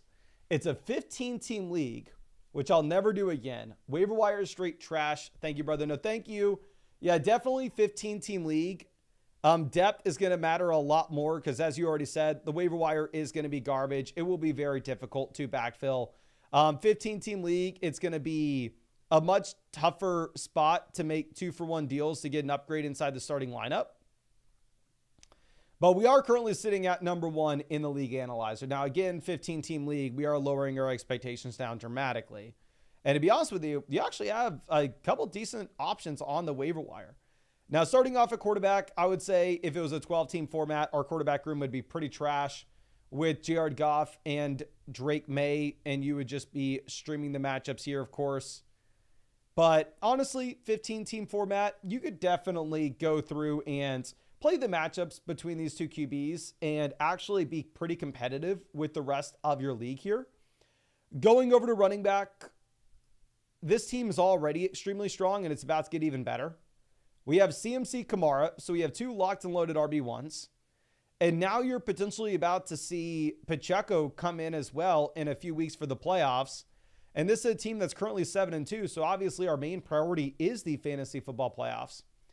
So for what I would say that I'm probably doing with this team is specifically when you are this strong here at running back, and it looks like you may end up getting Pacheco back in by the time you get to the week 12 bye for Kamara. Not a guarantee, but a possibility. I think that Dobbins is maybe an expendable asset for you, especially as you have the expanded role for Gus Edwards here, where if you wanted to potentially go ahead and see if you could move the combo of, say, Dobbins and a wide receiver to get a significant upgrade of the wide receiver position, or Dobbins to go get a top-end quarterback, I think you could do that. Just knowing it's a 15-team league, running backs are going to be very difficult to come by. There will be some garbage running back rooms.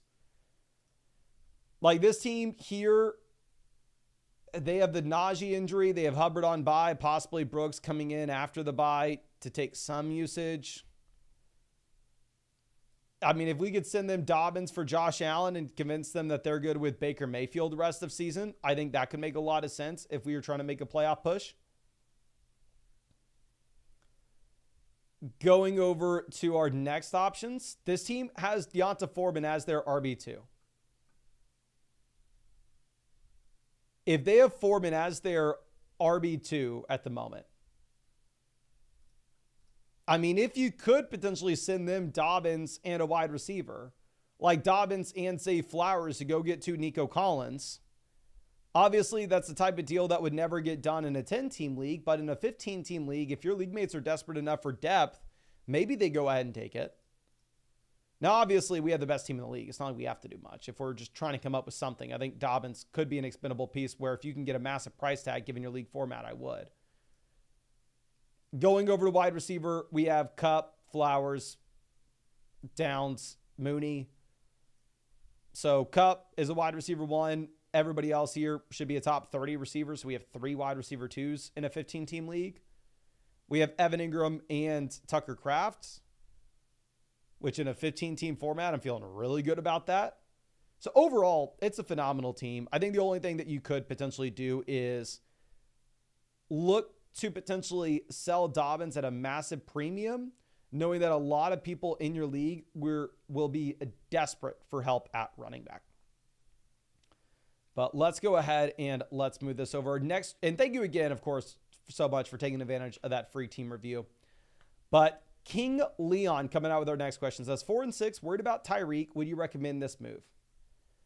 This is Josh Jacobs, Tyreek Hill versus Kyron and Ridley.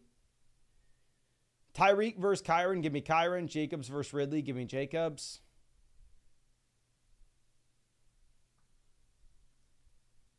Let me load this back up real quick.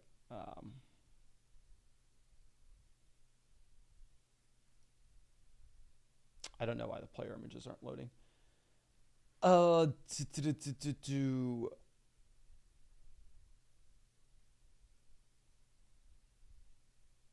Every player through their bye week already. Can y'all please spam the chat? What side are you going to go with? Are you going to go with Josh Jacobs and Tyreek Hill or Kyron Williams and Calvin Ridley? Josh Jacobs and Tyreek or Kyron and Ridley? Please let me know in the live chat. Obviously, Kyron is the best player in the deal, but maybe I just need to throw in the towel and say that Tyreek is no longer, he's not even a low-end wide receiver 1. Maybe he's just a wide receiver 2. But I have him wide receiver 10 rest of season. I still think that there's some hope, and I still think that he can be a low-end wide receiver 1. We got Jacobs, Tyreek, Jacobs, Tyreek, Tyreek, Kyron, Tyreek, Tyreek, Kyron, Kyron, Kyron, Kyron, Tyreek.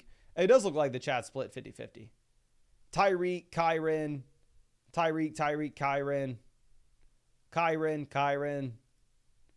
The chat split 50-50. If you're terrified about Tyreek Hill rest of season, I understand why. Just for me personally, I always like looking at the larger sample where Tyreek has been viable, so it's not a super easy call for me. Let's move this over. And looks like, for whatever reason, the photos aren't loading. Maybe it's... Let me see this. The photos are loading on this. Is it because we pushed out an update with profile pics? I'm going to shoot a message to the devs real quick,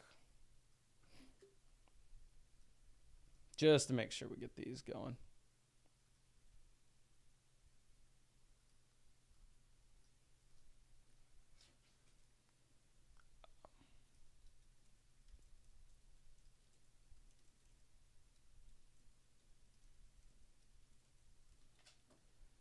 Okay, so let's get this back.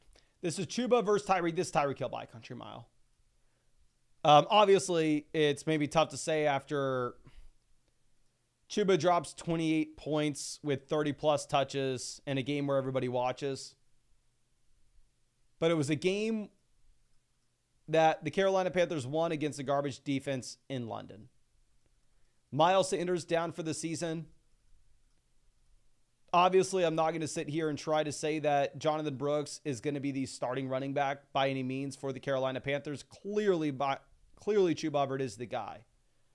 But if Brooks comes in and he splits the backfield in any capacity, I still think that the Miami Dolphins offense is significantly better than the Carolina Panthers offense rest of season. And if you just take a step backwards and try to go and ask yourself, am I overthinking this?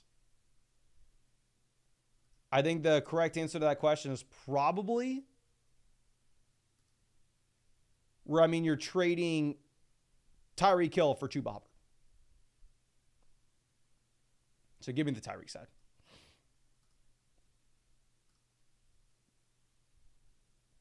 Now, moving this over to our next question. This one coming out from Gears. Appreciate you. Going to be excited to check this out. Says, should we trade Mooney and Dell for Garrett Wilson? 100% yes, you should. Dell is no longer going to be a viable wide receiver as you get Nico Collins back in. Obviously, Mooney has been exciting, but still at the same time, Wilson was a top 5 wide receiver in total fantasy points coming into this past week. Going over to the roster itself, we are Tucker's terrific team. We are currently 6th in the league analyzer. We are 10-0. Congrats. This is the first 10-0 team I think I've seen this week. It is actually really interesting now that I think about it, because it does seem like in the past, I remember a lot of people saying like, oh, I'm 8-0. Oh, I'm 9-0. Oh, I'm 10-0. And now that I actually get to see y'all's team one for one, I get to see it in the league analyzer. I get to see the rest of the league. I get to see every little detail. I can realize that there aren't many of you fools that are actually 10-0. And a lot of y'all were lying to me over the years. But anyway, we are only thinking about the fantasy football playoff upside.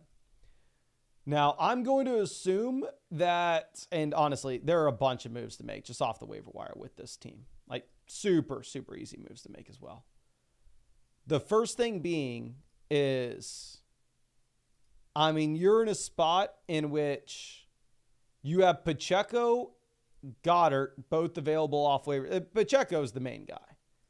For the love of God, the first thing you do with this team is you drop Jerome Ford and you pick up Isaiah Pacheco.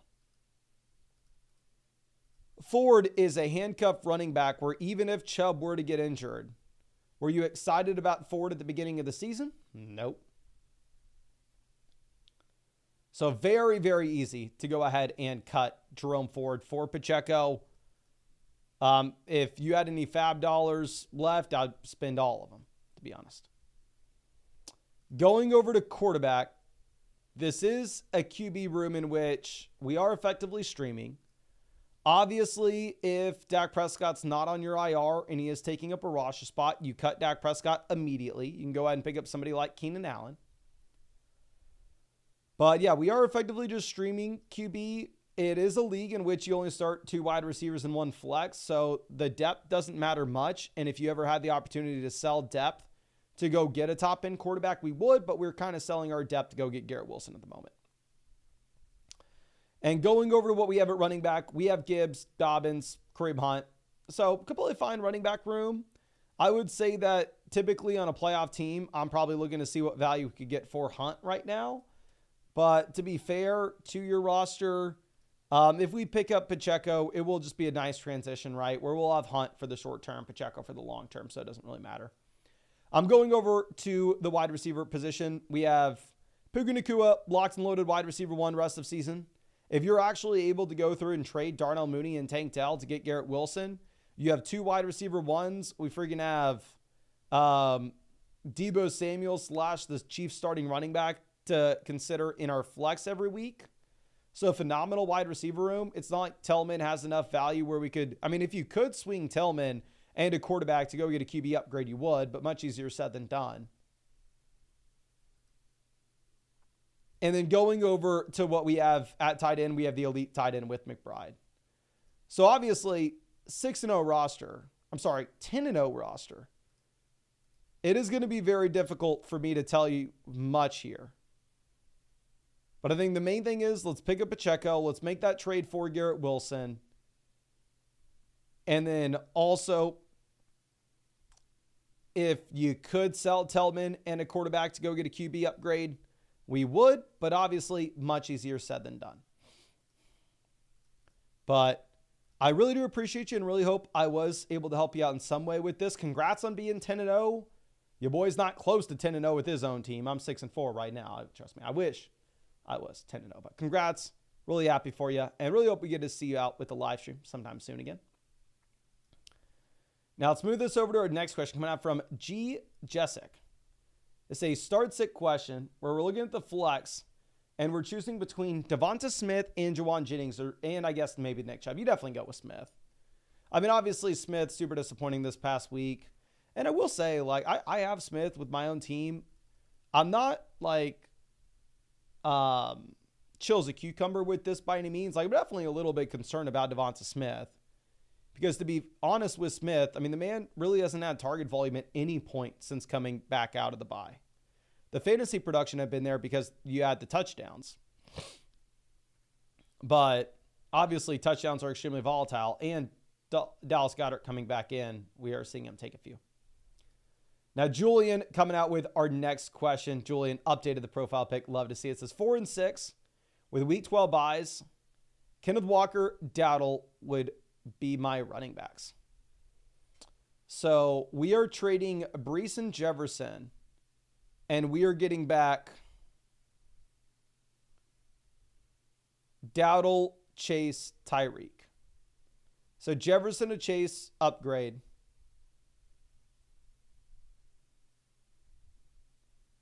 Breece to Tyreek, downgrade. We're picking up Dowdle for our troubles. If you're 4-6, I mean, I could say, oh, week 12 bye with Chase sucks, but you have to deal with the week 12 bye with Breece. So the bye weeks don't really play into it. Saying Dowdle would have to be a running back you're starting every week. If you would be forced to start Dowdle with how bad this offense is, to be honest, I'd probably rather just hold on to Breece and Jefferson here. And I say this as somebody that has Chase, and I would love to say that Chase is in a completely different tier than what you have with Justin Jefferson rest of season. But to be honest with you, probably not. Now, Buddy coming out with our next question says, I want Hill off of my team. I'm completely fine if you want to do this, right? Because Puka, while you're definitely getting some usable weeks, with him still splitting with White, he's more of like a desperation play / premium handcuff where obviously if White were to go down, he's an elite option. And Puka's very clear. I don't say very clear, but you can definitely make an argument, obviously, to go Puka over Tyreek. So this is a better Tyreek deal. Now, Jay Lucas coming out trading Bucky and Harrison for Neighbors. I'll take Neighbors here. Obviously, garbage offense in New York, but with that being said, Neighbors currently is leading the NFL in targets per game, so he is somewhat overcoming it. Now, PPAP coming out with our next question. 7-3. Other is 4-6 and has no receivers. Could offer Tillman or Reed instead. I don't know what is best to offer first. So the players that I would offer first for Mike Evans is I would see if we could trade Cedric Tillman. If you could somehow send Tillman for them, where they're that desperate, where they need a win right this second. If you could get that deal done, it would be an absolute no-brainer. And obviously, it would set you up to just absolutely crush in the fantasy football playoffs. Now, going over to what we have with Jaden Reed, I think Jaden Reed would probably be the second guy I would look to sell. I'd probably try to sell Reed and Tillman. I think I'd be willing to send both in a package for Mike Evans as well. And if he rejects both of those, then yes, we go ahead and we're willing to sell CeeDee Lamb for Mike Evans. On a playoff team where we are thinking for the long term here, honestly, I think it's a very easy call for you. Now, our next question coming out from Big James. Really appreciate you, my guy. Let me hook you up with a free trade question. That way, next time you send something in, it is on the house. Says, trying to move Lamb, but worried I'm giving too much and would like to keep Kelsey. Rest of the team is Reed, Achane, Eckler, Tillman, Leggett, and Pittman. So going from Lamb to James Cook, I do think that is an upgrade. Going from Kelsey to Njoku, clear downgrade. I don't think Flowers is enough to pick it up. So honestly, yeah, I don't think you can do this deal if you are also selling Kelsey in it. I think you probably have to hold on to the Lamb and Kelsey side. If you were maybe going to look for a different move to make, We take out Kelsey and Njoku. Obviously, if we can do this trade, it's a no-brainer. If we can send Lamb and Bucky for James Cook, Zay Flowers, I would. And maybe something else that we could look to do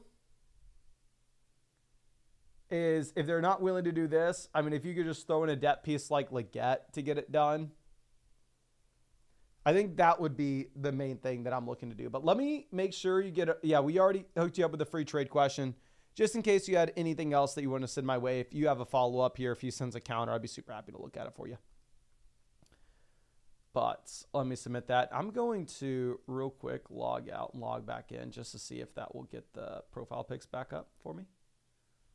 Not the profile pics, I apologize. Instead, the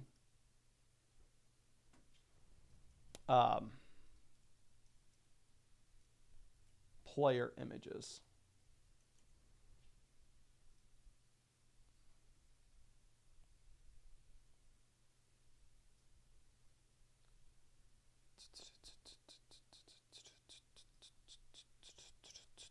And reminder, of course, if y'all wanted to update your profile pic where you didn't want the default one, if you want to go have like a pelican with a different background or whatever, you can hit the little avatar here.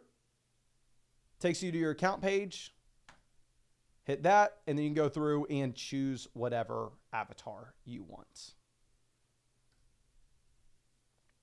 Honestly, maybe it's just me because I sit here and obviously I do this for so many hours every single day that it is nice to just see a change of like different profile pics. I think if we have a bunch of different profile pics too, it'll be easier for me to like differentiate who's who as well. Now, let's move this over to this next question from Red Elias says, already have Kittle and Bowers. So we have Kittle and Bowers, and we have McBride. I have no idea what the hell we're doing. How? I'm fine with us going out there and getting Evans. Just because obviously there's no reason for us to sit here with 3 elite level tight ends. I think you're probably selling a little bit low, but I mean, you're fine to do so considering the context. Rametta coming out with our next question here. This is a 2-quarterback super flex league. If we wanted to get anybody into the starting lineup from down on the bench, I think it would be either Ladd McConkey, Cedric Tillman, or Jawan Jennings. And to be honest with you, I can't play any of those options over Josh Jacobs or Kenneth Walker in the flex, or over Adams, A.J. Brown, or Debo at wide receiver. So crazy good team. Let's double check quarterback. Obviously, we have Baker on the bye, so don't have any other options to pivot there. So, yeah, great starting lineup. I think we leave it as is. Envy coming out with a trade question here.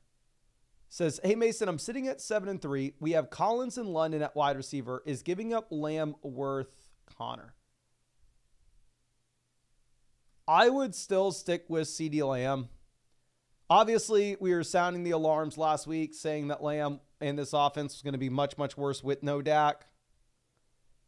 But he did still have 10 targets. So the target volume's still there. He's still arguably a top 3 wide receiver in the NFL in terms of raw talent. They're definitely very close in my rest of season ranks. You can see that they're about 5 spots apart. And obviously, Connor does have a great schedule for the fantasy playoffs. It's close, but I think I'd still rather have Lamb. Zay coming out says the other team also has Kupp and they're weak at running back. So Nico versus Brees and Neighbors. Give me Brees and Neighbors. I know we're weak at running back. Yeah, if you're weak at running back, that it's an absolute no-brainer. Nico's definitely the best player in this deal. I mean, you can see that with our rankings. But you are presumably getting both a running back 1 and a wide receiver 1 in return. So it's not like you're getting gypped here by any means. Now, Jake A coming out with our next question says 7-3. We need a third receiver. Is Lamb viable? Is this worth it? And if so, which of my 4 good running backs is tradable? You can see I have Montgomery and Lamb very close in our rest of season rankings. I will say if you're looking at the matchups this week, you actually have the Jags favored by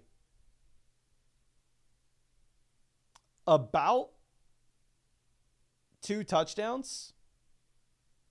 And they currently project to be the best offense in the NFL, or at least the highest scoring offense in the NFL this week with an implied team total of 30 points. So Montgomery's going to absolutely crush this week. Like I almost don't even want to tell you to make this trade just because it's going to look maybe foolish with how good Montgomery's going to be this week in particular. But rest of season, full BBR format, telling us that we need a third receiver. I think you can go and you can take Lamb here.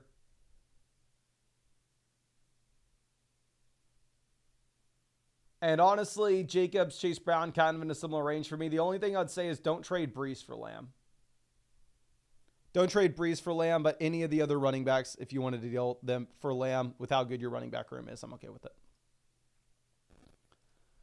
Now, Manny coming out with their next question says 7-3 could replace Reed, Debo with Evans. What are your thoughts?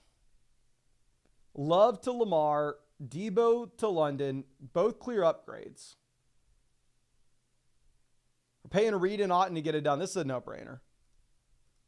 I mean, something that I wanted to discuss with Cade Otton is, of course, he has been phenomenal. He's been an elite-level tight end.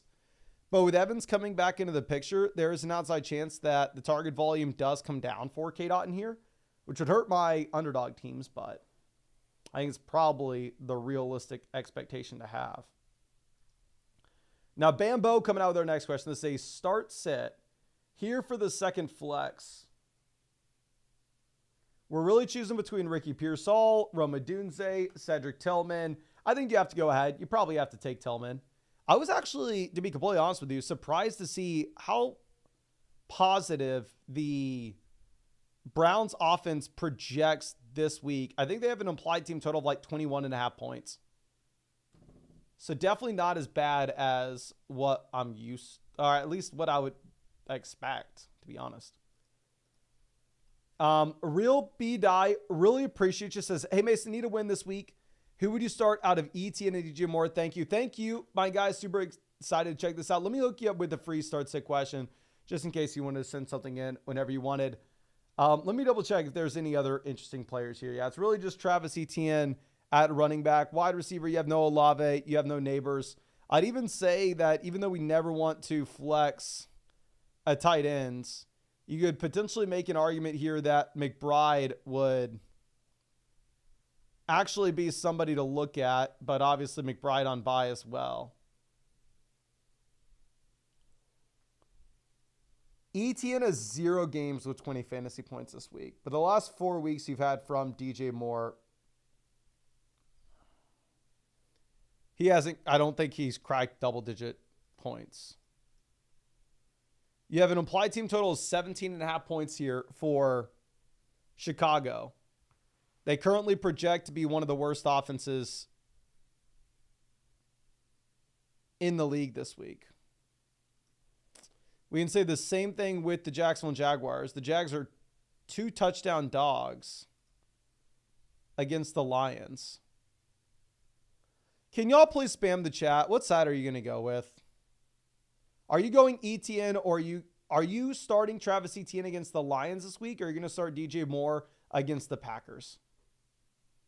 ETN against the Lions or DJ Moore against the Packers? Please let me know.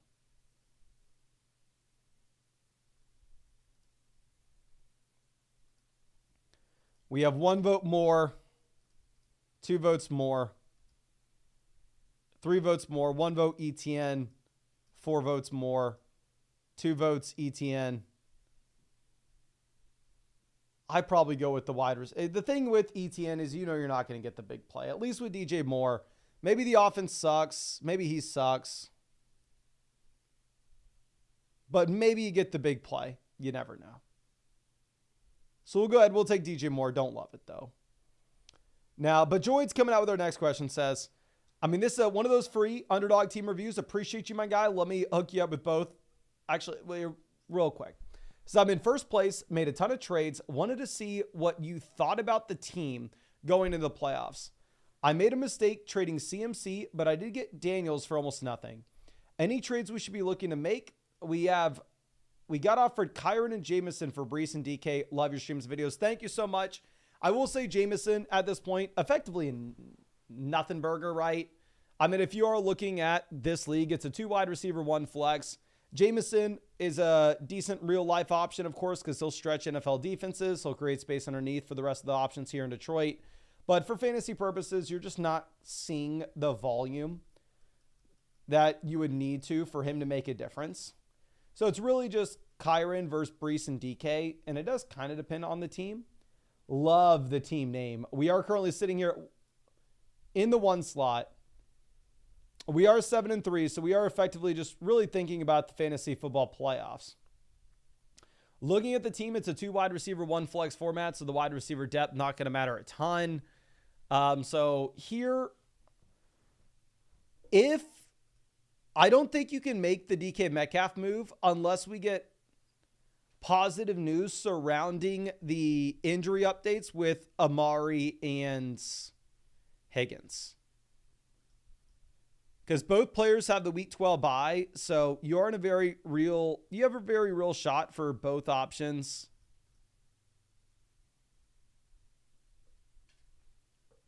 To miss week 11 just so they can run through into week 12 here and then come back week 13. And if that were to be the case, especially with neighbors on the week 11 bye, you would kind of just be setting yourself up for some guaranteed L's in the short term. But if you got word that, yes, you do have Higgins and Amari back healthy and we have that wide receiver depth, I think you can go out there and you can afford to make that play to get the elite running back with Kyron. To be honest with you, though, I would try to counter and see if we could send Taylor instead of Brees. Because you do have a little more receiving upside with Brees, of course. And it's not like the Colts are a better offense by any means. And going over and looking at what we have a quarterback, we have the elite quarterback with Daniels. Start him every week, regardless of matchup. Only you're going to need a roster of backup for the bye week, and that's it. Looking at what we have at running back, we have 3 elite running backs with Achane, Hall, Taylor. Love to see it. Wide receiver, we are sitting with Neighbors, and we have some depth here, right? We have Metcalf, Higgins, Amari. The issue is just you have Higgins and Amari banged up, so it's hard to quantify exactly how expendable DK Metcalf is at this point for your roster. I would personally drop Demario Douglas, and instead I would go ahead and I would pick up Rome Odunze,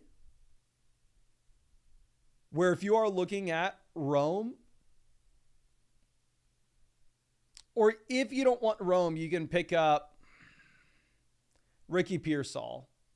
But my thought process is with Douglas, year 2 player that's not getting the playing time that you need to see, where they are really going through and cycling through pretty much every option that you have on that roster as well at wide receiver. Whereas you're looking at Rome and Ricky Pearsall as players with relatively decent roles in their offenses that have the round 1 draft capital attached to them. There are rookies, so we're going to expect that they continue to get better as time goes on.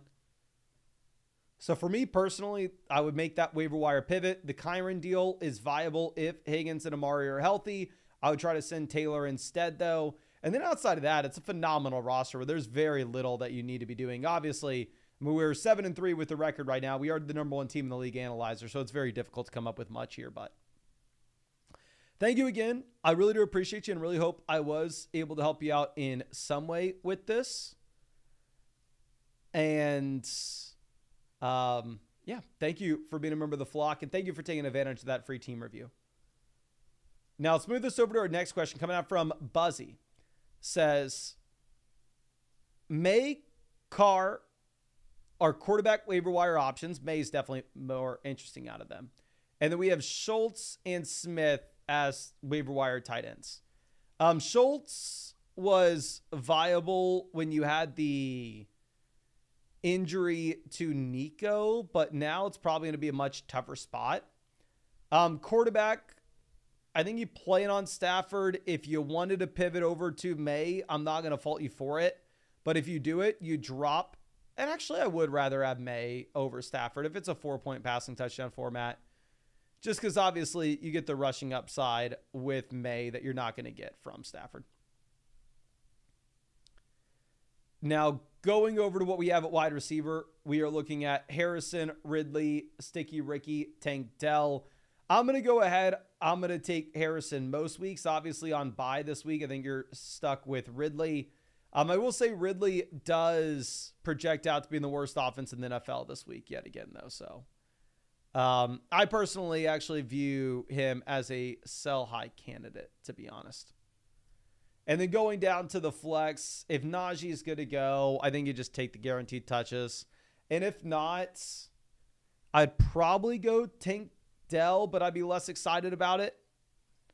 Obviously, with Nico Collins coming back in, but I think plan A is Najee Harris, but we will have to monitor to see if he is good to go. Now, our next question coming out from Canadian Rugby says, my aging team going into the playoffs, I wouldn't lose any starters in this deal. Okay, so this is a Dynasty contending team, I'm assuming, where we are sending a first, second, Ramadre, Waddle, Godwin. We're trying to figure out the actual expectations that we have with these guys in 2025. It is going to be very difficult. I think that this is an extremely fair price point to go ahead and pay for Lamar Jackson, especially where you consider that, I mean, some of these pieces like Ramondre Stevenson may just be an absolute zero come 2025.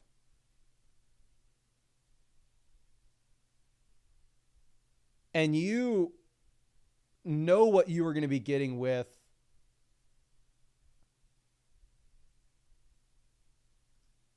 Lamar. You know Lamar is going to have value for years to come. So I think this is a very reasonable price tag to go get Lamar Jackson, to be honest. Especially if you're saying that those depth pieces that we're moving aren't going to impact our ability to contend this year. Now, Apple coming out with our next question says, start Terry over Hill, or am I overthinking it? I will rank Tyreek over. The thing with Miami this week is they actually project out to be a top 5 offense going up against the Raiders. So I think you would be overthinking. I think you have to jam in your Dolphins outside of Waddle, of course. But we're going to go Nico and Tyreek. And then down here in the flex, I think you just take 3-down running back with Kenneth Walker. It is a tough matchup, but yeah, phenomenal team there. And I completely understand wanting to go Tyreek. Tyreek's been better than I understand wanting to go Terry. Terry has been better than Tyreek. But Doghouse coming out with our next question. Here this is Lamb and Worthy versus Pearsall and Metcalf. Worthy versus Pearsall, they're back in the rankings. It's up to you. Lamb versus Metcalf, they're kind of back in the rankings. It's up to you.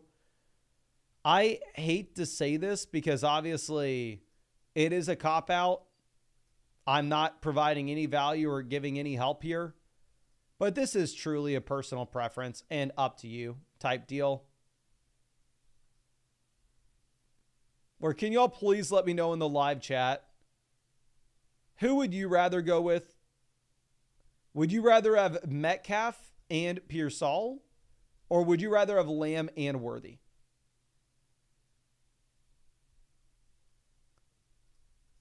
Are you going to go Metcalf and Pearsall or Lamb and Worthy? We have Lamb, Metcalf, Lamb. Metcalf. Looks like the majority of people in the chat are on Metcalf. Technically, if you look at my rankings, we have Metcalf winning. And it also makes me feel good because I have Metcalf in the Flock League as well. So, obviously, your boy's hoping the answer is DK Metcalf here. Now, going over to the next question that we have. This one coming out from Damien says, could either play Brian Thomas Jr. or Amari Cooper based off matchup at the flex, rest of season, or accept this for his rising volume.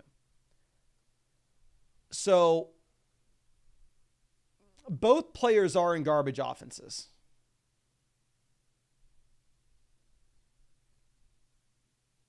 Now, with that being said,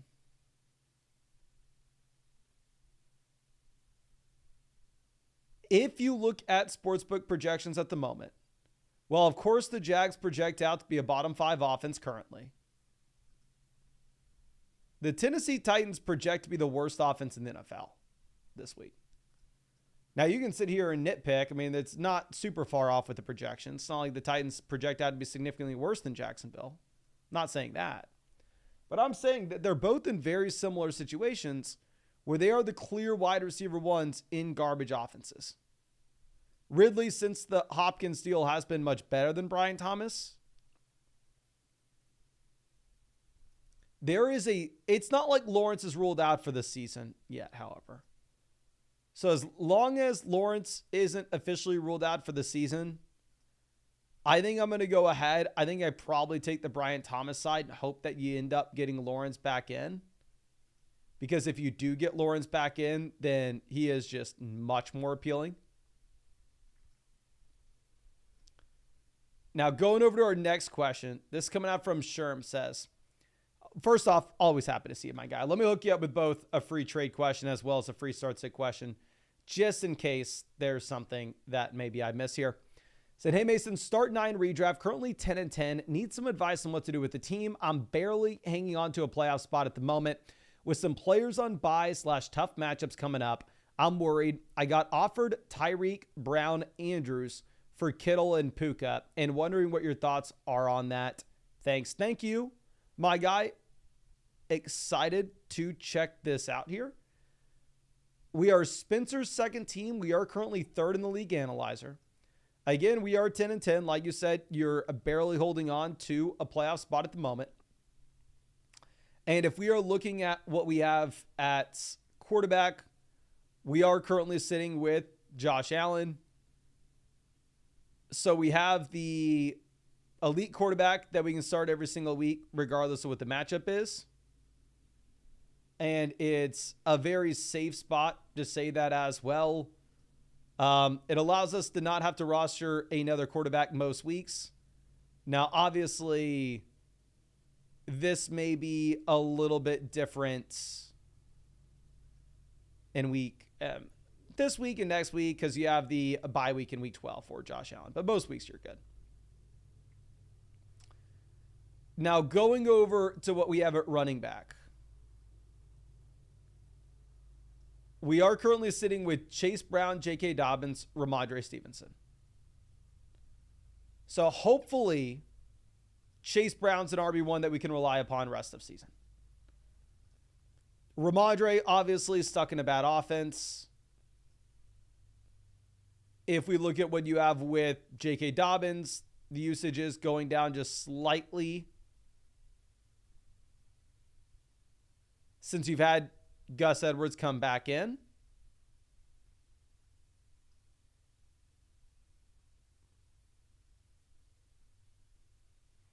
Going over to wide receiver, we are getting Nico back, which is just going to be a massive boost to this, right? This is exactly what you needed. We get Nico back in, top 5 wide receiver. Tyreek hopefully is a little bit better going into the future. Maybe as a low-end wide receiver 1.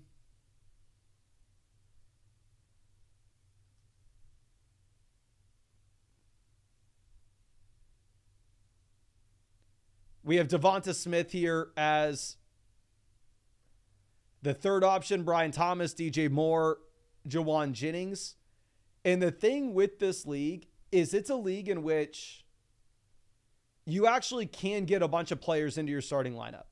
It's a start 9 format, which I know a lot of people aren't going to understand what that means, at least watching this.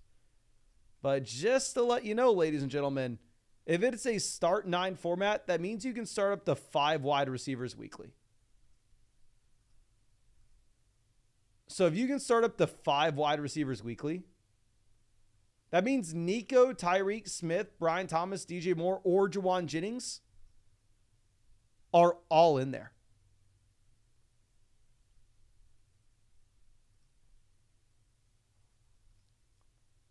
So the depth here matters a ton. It's not necessarily a situation where you just want to go through and make a 2-for-1 deal and sell DJ Moore and Ramondre Stevenson for a better running back. No, we need to hold on to the depth. Going over to tight end, we have Tucker Kraft coming out of the bye. Obviously, Andrews is on a heater. So to be honest with you, I think that there is a very realistic shot that Andrews crushes yet again this week if you have no Isaiah Likely. And really the only potential trade that I could see with this team that would make a lot of sense is if you could potentially take, say, the combo of, I don't know, maybe Mark Andrews and one of the running backs, whether that's Dobbins or Ramondre, and make a 2-for-1 deal to go get an upgrade at running back when Likely comes back. I think that could be interesting. Now, the issue is it looks like Likely's not at practice right now, so I don't necessarily know if that is something that we are looking to do right this second. And also, honestly, I don't think you'd get some crazy price point if you were to go through and if you were to sell Mark Andrews right this second. I think you are going to need another really strong performance or two.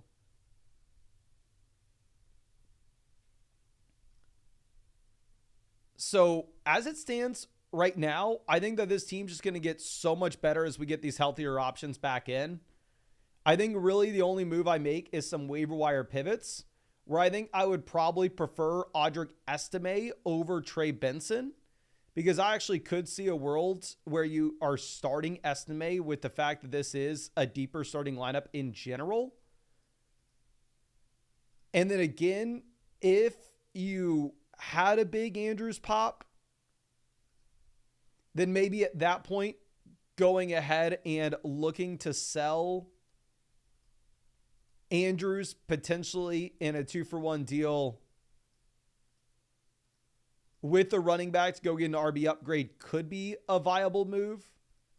One is just much easier said than done. You're probably going to need another strong week from Andrews. And 2, even if it does happen, I don't know if it's scary. I think it's a great team. I think it's going to be a team that's much better going into the future. You're third in the league analyzer. It's a team where you need to build around depth. It's exactly what we've done. I think getting Nico Collins in is going to help you out a bunch. But I did hook you up with both a free trade question and a free start sit question. I really wish I had more for you here, my friend, but I think you've already done a great job with the squad. But definitely, if there's anything else that you have, don't hesitate to send it over my direction. I would be super happy to go ahead and check it out for you. But thank you again, of course, for being a member of the flock, as always. I really hope I was able to help you out in some way with this. But let's move this over to Big Boy Crispy. Says, I have Kyron, Connor, Cook, Chase, Tracy at running back. And I have Jefferson, Kupp, T, Downs, Lamb, Pickens, Amari at wide receiver.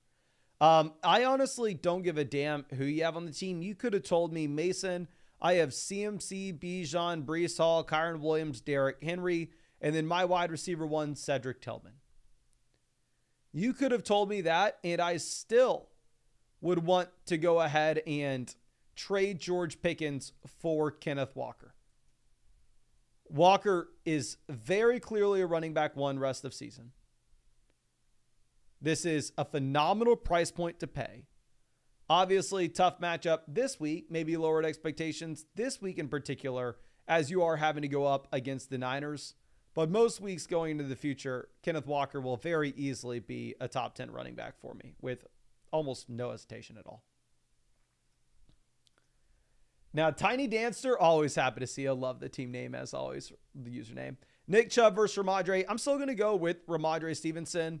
Ramondre obviously not having a ton of usage as a receiver, but he's getting more than the 0 targets that you're going to get from Chubb. So I think I'm fine to go ahead and take Ramondre here And also, you do have the offense improving in New England as well, where I believe this is maybe the highest week I've ever seen their implied team total. Dingo coming out with our next question. This is Tracy and Pickens versus Drake London. This is going to depend on your team. It's a league where you start 2 wide receivers, 1 flex. We have CMC, Achane, Pacheco. So if you have CMC, Achane, Pacheco, you can definitely afford to make this move. Obviously, a lot of it hinges on Pacheco coming back in, but if Pacheco is back in, then at that point, Tracy is an expendable asset, and you can't afford to go and get that true top 10 level wide receiver with London. Now, Tony, with our next question. Here, this is Nico Reed versus Chase and Ladd. Nico, Chase, give me Chase. Reed versus Ladd, give me Reed. Neither Nico or Chase are through their bye. Both Reed and Ladd are through their bye. It's another example of a personal preference type deal. I'd probably go ahead. I'd probably take Chase just because you have no risk whatsoever with the injury, even if the risk that you have at this point with Nico is very minimal. So I'm definitely not like super worried about Nico by any means, but I mean, it's Jamar Chase, right? So if you are selling Jamar Chase, I kind of want it to be a no-brainer. Now, Money Mayweather says, got offered Lamb for Reed. Don't like Lamb with Dak. Completely understand you not liking Lamb with Dak. I mean, the Packers offense is going to be significantly better going into the future. The reason I still have Lamb ranked over Jaden Reed is when you're looking at Reed, it's a much better offense where obviously you're going to be getting more passing volume in Green Bay. But when you're looking at what you have with Lamb, you are getting significantly more targets. Where even this past week, you still had 10 targets for CeeDee Lamb. Whereas pretty much you're looking at only 6 targets every single week going in the direction of Jaden Reed.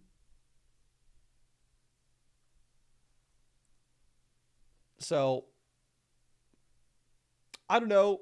I probably stand by us just wanting to take the security that you have with Lamb. But again, I mean, kind of common knowledge that, yeah, of course, the Cowboys offense is just garbage. I just don't view Jaden Reed as like a locked and loaded wide receiver 1. The man gives you big plays and he's in a great offense. But still at the same time, you get like 6 targets a week. So target volume is simply not there. Now, Gabriel coming out with their next question says, I don't know what to do with Brees anymore. The correct answer is you don't trade Brees for Bucky and George Pickens. Not even really close. It's a 14-team format, so I completely understand. Like you picking up Pickens obviously makes a massive difference for this team potentially at flex. But with Brees, he's had 1 game with fewer than 4 targets this season. So I understand he's been disappointing, and I understand being frustrated and wanting to get off of him. But for me, I don't think this is the price point where you can, to be honest. Okay. Now moving over to our next question. This one's coming out from BMV. This is Flowers versus Tracy and Pacheco. I'd rather have Pacheco straight up over. I'd rather have both Tracy and Pacheco straight up over Flowers at this point. I mean, if you're looking at Flowers, obviously he is the wide receiver 1 in Baltimore, but it's a rush first offense where potentially Deontay Johnson's going to be getting a little bit of work going into the future.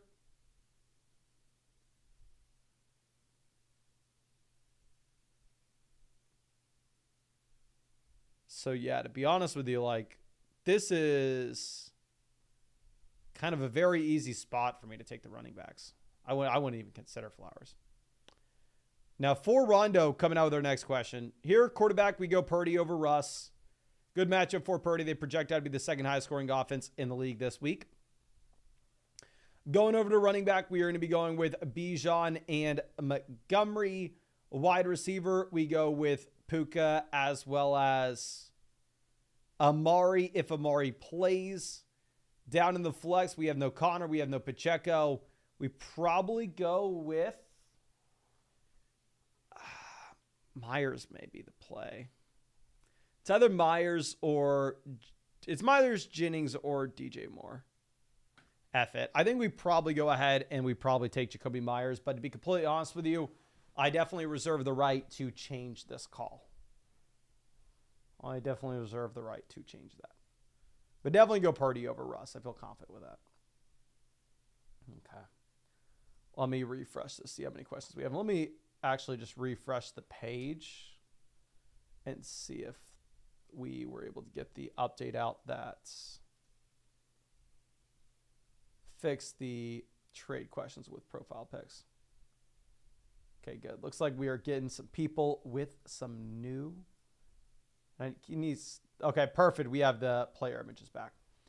But this is a free Underdog team review coming out from Josh with a J. Thank you, my guy, for being a member of the flock. Obviously, excited to check this out for you. Says, hey, Mason, you're the best fantasy content creator. I was able to turn this team around. I placed last on draft day. Love the content. Any advice or moves we should make? It's a triple flex, full PBR, 10-team league. Love you, dog. Love you, got my guy. And I will say, really love the league format that you're in, where if it is a league where you actually start 3 flex spots, I think that this is the perfect way to balance out the fact that it's a 10-team format where typically in a 10-team league, depth really isn't going to matter. So absolutely love to see that we are doing that. And we are the #1 team in this league analyzer.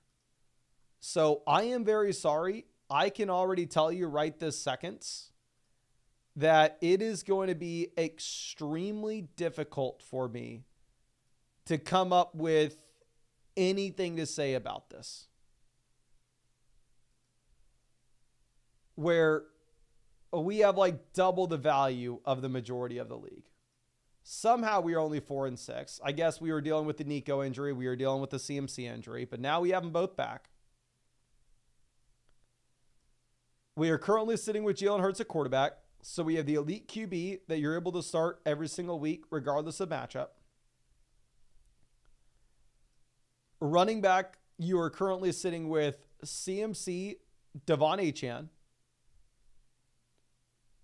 So 2 top 5 running backs rest of season. Zero hesitation in saying that either. We have Pacheco potentially coming back in the long term.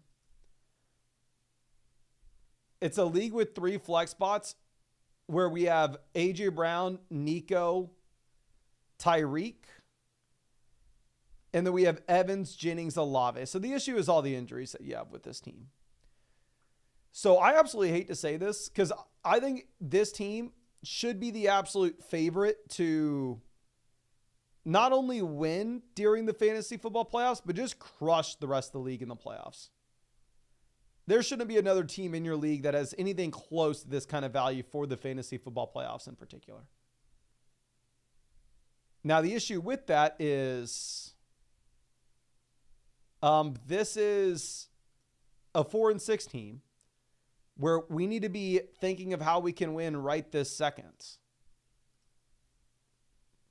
So what I would actually do with this team that's maybe a little bit different here, and I don't like saying this, to be honest with you, but it is the truth. I would probably go ahead and look to sell Isaiah Pacheco, who obviously looks like he can absolutely crush for the playoffs, should be back in 2 to 3 weeks. I think you may need to sell Pacheco to go get a viable running back right now.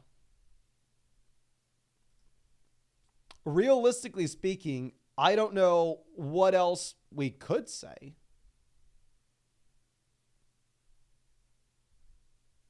I don't know what else you could do with this team. Looking at a team that's 8-2 that could pick up Pacheco, I mean, if you could send Pacheco for Aaron Jones, it's a no-brainer to just get the usable weeks right now. That team that's 8-2 maybe prefers Pacheco's ceiling and a better offense for the fantasy football playoff stretch, where obviously we get Aaron Jones in, then all of a sudden we're actually able to start Aaron Jones every week with no hesitation.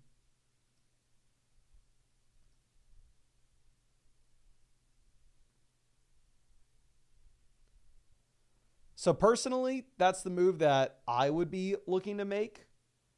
Outside of that, the roster is absolutely dominant. I mean, there's not much else that we can say.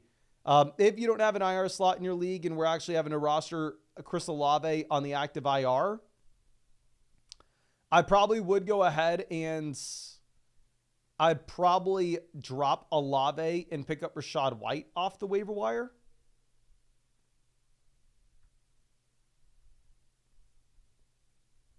But I mean, this is an incredible team where there is very, very little that you could do other than maybe pivoting off and looking to try to win a little more in the short term rather than just look at the long-term upside. But again, I really appreciate you. Really hope I was able to help you out in some way with this. And yeah, thank you so much for being a member of the flock, and thank you for taking advantage of that free team review, of course. Now, Josh coming out with our next question. This is Rachaad White, Kareem Hunt, Calvin Ridley versus Jonathan Taylor, David Njoku. Taylor's by far and away the best player in this deal. It's a 2 wide receiver, 1 flex league. I can't see the context of this. If you are a playoff team and a 2 wide receiver, 1 flex league where you don't necessarily need the depth yourself, then I think it does make sense for you to go out there and for you to get Jonathan Taylor. Because obviously, playoff team, you effectively value Hunt as a 0. And Taylor very easily could still be an RB1 for that 3-week stretch. So we will go with the Taylor side there. Now, JD Skinner coming out with their next question. This is Tyreek and Pollard versus Derrick Henry. I think you have to go Derrick Henry. I don't think it's that close either. Obviously, Tyreek, everybody's seen the struggles. But, I mean, if you're looking at Pollard going into the future, I mean, this is a running back that the usage is just trending in a very negative direction.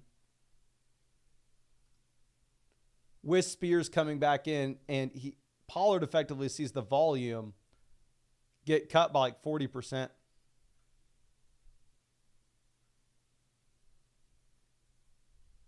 So, yeah, honestly, it's kind of an easy spot to take Derrick Henry as well. Like, I don't have any hesitation in saying this. Okay. Now, next question coming out from Obi-Wan Cannoli. 8-2, not sure if the Bijan downgrade's worth it. Bijan to Kenneth Walker downgrade. Hopkins to McLaurin slight upgrade. Harrison to Metcalf slight upgrade. Bijan's definitely the best player in this deal. 8-2, we are thinking more so just for the long term here. You'd maybe assume that Harrison continues to improve as the season goes on, as you'd expect for most rookie wide receivers. It's not an easy call by any means, and I'm not like super confident in saying this either. But if you're not in love with it, just keep the best player in Bijan Robinson. It is very much up to you here, though. Very much up to you. Now, Lil Florida with Love coming out with our next question. This is Tracy Tyreek versus Chubb, Ridley, Adams. Give me Tracy over Chubb. Give me Tyreek over Adams. Ridley doesn't bridge the gap. I understand Ridley's been better than Tyreek, but for me, I'm expecting a big Tyreek bounce back. I mean, especially if you're looking at what you have specifically with the matchup you have this week, where it is a really strong spot against the Raiders, where the Dolphins project out to be a top 5 scoring offense in the league. Now, Elias coming out with our next question says, non-PPR, dude needed a receiver, had plenty of running backs. Connor to Jacob, slight upgrade. Mooney to Rome, downgrade. I'd probably rather have the Connor side, knowing Connor's playoff schedule. It's not like really easy by any means. Like, it is definitely up to you here.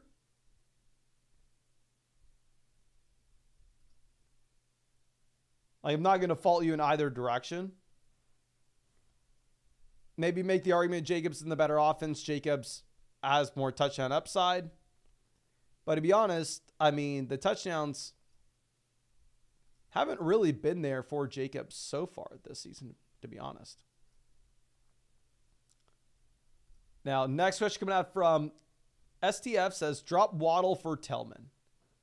I know a lot of people are going to hate me for this. Most people in the live chat would say, yes, you drop Waddle for Tillman. Tillman's past 3 weeks have been better than Waddle's entire season.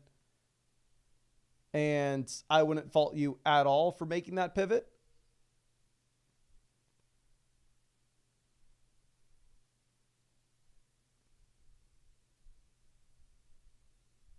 But for me, I'd still rather have Waddle.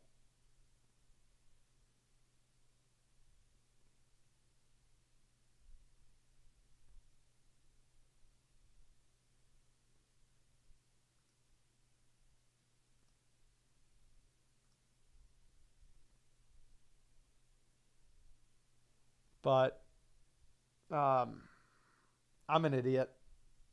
So that's all I got to say about that. But again, I do think you get a big Waddle bounce. Not a Waddle bounce back in particular, but a big Dolphins bounce back this week. Now, our next question coming out from Victor Cummings. This is Mixon versus Swift and Bowers. Who do we have at tight end at the moment? We have nobody really at tight ends. Just kind of streaming the position. Mixon, elite RB1. Swift, low end RB2. Bowers, elite tight end 1. It's a 10-team league. F it. You can keep streaming tight end. I'd rather have Mixon. Nico coming back in, actually elevating this offense, probably making it a better spot, to be honest here, if we are looking at touchdown upside for Joe Mixon.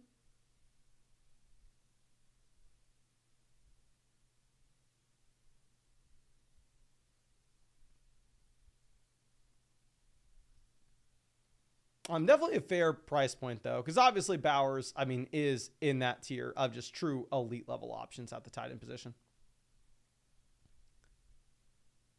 Now, let me refresh this. Mavium coming out with an insane dono. Dear God, thank you so much, my guy. I really do appreciate you. Let me go ahead and hook you up with both a free trade question and a free start sit question. Thank you so much again. It says a 6-person league, small group of friends, full PBR, 7-3. The trade deadline is in about 1 week. Any moves to go for in preparations for the playoffs? Tight end this week is a struggle. Should we try for Hawkinson on the waiver wire? Okay, so a couple different things. I am going to be operating under the assumption that in your league, you're in a spot in which you can always go to the waiver wire and pick up a viable option. You will never be sitting here going, oh my gosh, I just don't have a wide receiver I can start this week. I'm assuming you have guys like Calvin Ridley sitting out there on the waiver wire in a 6-team league. I'm assuming that you have a bunch of different players that you can look at. Also, with that being said, obviously, we are raising expectations dramatically here. If we are looking at what a running back 1 is, what a wide receiver 1 is, what a running back 2, wide receiver 2, etc., etc. This is also a league where you only start 2 wide receivers and 1 flex. So I will say in the future, obviously completely fine if you only have 5 other guys that are interested in playing in a fantasy football league and can only have, say, a total of 6 teams in the league. Completely understand only doing a 6-team league. But what I would highly recommend is if you're playing in a 6-team league, go through and make it a mandatory 3-start running back, a mandatory 3-start wide receiver, and have multiple flex spots.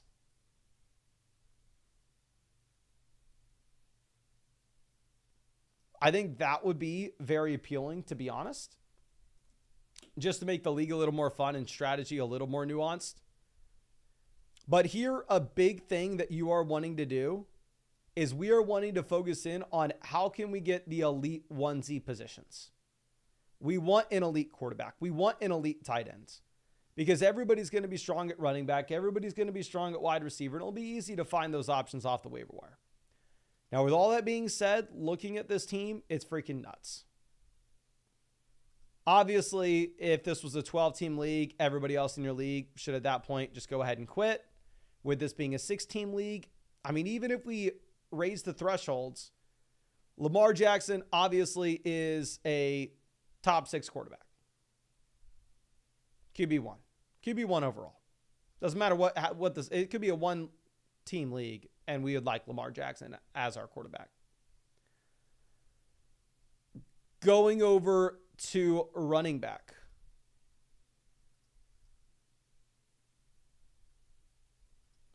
We are looking at the combo of Derrick Henry, Jonathan Taylor.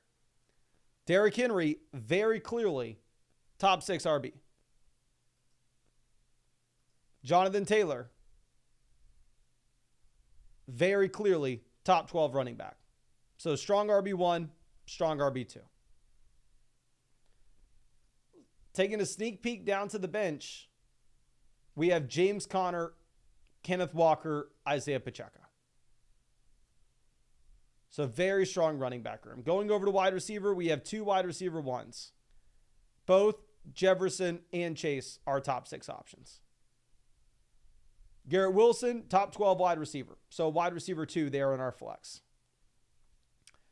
Going down to the bench, doesn't really matter, but we do have Malik Neighbors. So another top 12 wide receiver.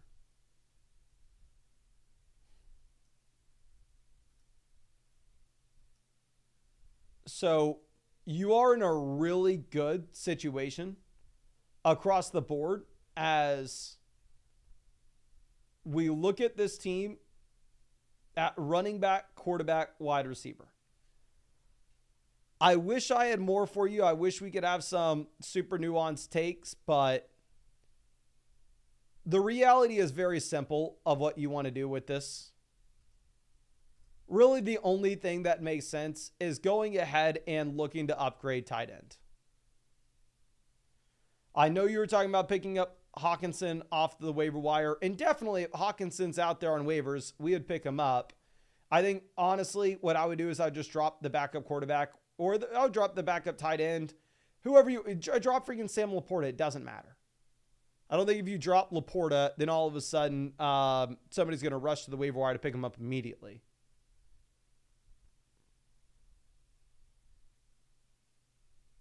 So I would pick up Hawkinson, but I wouldn't stop there. This team's so, again, it's a 6-team league. We have freaking Kenneth Walker on the bench. I would love to see if we can overpay for the elite level tight end. If you could send Hawkinson and James Conner and go get a tight end on the Mount Rushmore, whether that's Bowers, whether that's Kelsey, whether that's Kittle, whether that's McBride, that's the move to make. That's the only trade you can make with this team. We even have like the number 1 kicker and one of the top defenses in this league as well. I'd probably say don't play the Chiefs this week going up against the Bills. Chiefs are actually dogs in this game. But it's an absolute insane roster. Very weird league settings where you only have 6 teams. And in this kind of league, you are highly incentivized to go out and trade for the true elite level tight end. But please let me know again in the live chat. I saw you out here, my guy. If you have any additional questions, I would be super happy to try to follow up on anything else with you here. And yeah, thank you so much, of course, for being a member of the flock. I did also give it that free start set and that free trade question as well. just in case you had anything else that you wanted to send my way, of course. Now let's move this over to JK's question. This is Lamb versus Metcalf. I have Metcalf higher in my rest of season ranks at this point. I just think you have a much better offense with Metcalf. But if you wanted to go Lamb, I'm not going to follow you. I think it's a personal preference type thing. Both already through their buys, so you're going to get the same amount of games played. Joy Boy J coming out with their next question. This is CMC versus Taylor and Sutton. No, this is CMC, not close. CMC is the number 1 overall running back in my rankings this week.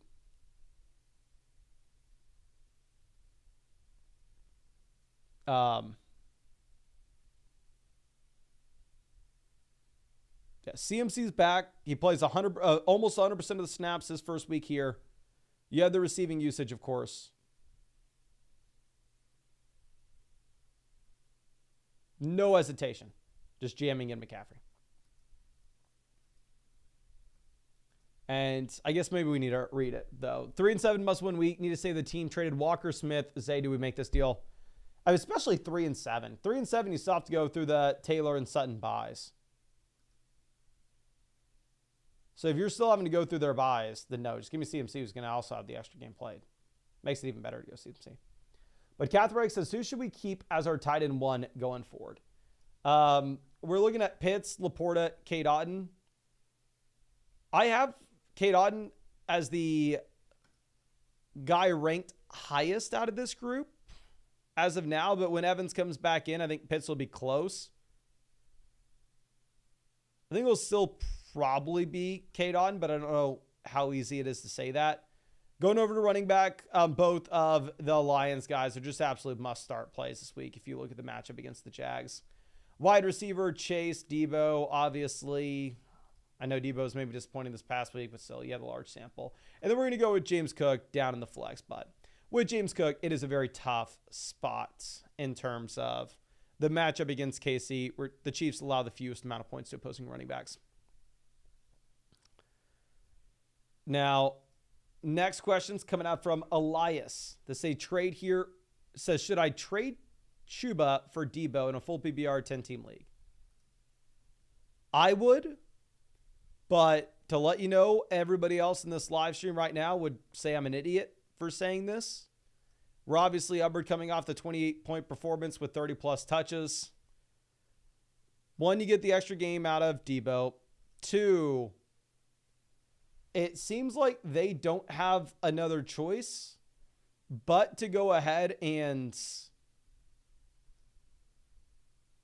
to play Jonathan Brooks some this next week.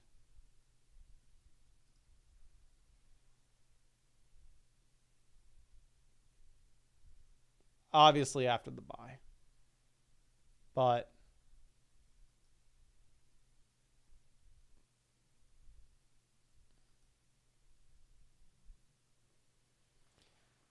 just trying to think of potentially like what you could argue here for Chuba. You have the 3-down usage right now. My thing is, I don't think Brooks comes in and is the starter by any means.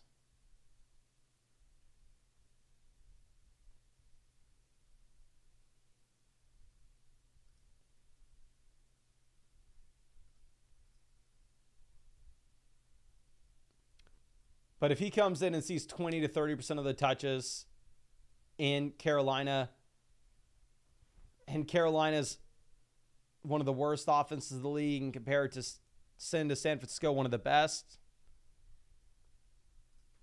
I don't know. I would rather Debo. JCGX says, just showing off my new profile pic. You're the best. Much love, my guy. Happy to know that you're enjoying it.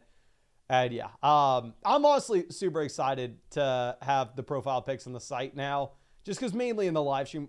One, a lot of y'all in the live chat on YouTube, I remember not only one because the names, but also the profile pic. The more you're in the chat, the more I recognize you. Like I know, as an example, Kiss the Ring's been out here forever now. So obviously I know them even though they don't have a profile pic. But 2, some newish people like Amidius. I definitely know him because of the profile pic. I've seen the profile pic of him in the lab coat 1,000 times. But I think having like the profile pics on the site attached to the names will maybe make it a little bit easier for me to recognize you as well through the stream. But obviously, if you have not done so already, if you wanted to update your profile pic, go hit the, and dear God, for whatever reason, it's not loading for me right now, but we'll get back to it. Obviously, I'm sure y'all know how to do it. You just go to your account page and you can change your profile pic there. But Zato coming out with our next one. This is Rachaad White, CMC, Puka Nacua versus Barkley and Amon-Ra St. Brown. CMC to Barkley, give me Barkley, not that far off. Puka versus St. Brown, give me St. Brown. Paying Rachaad White to get it done. I'm going to go Barkley and St. Brown, but I don't think it's a super easy call here by any means.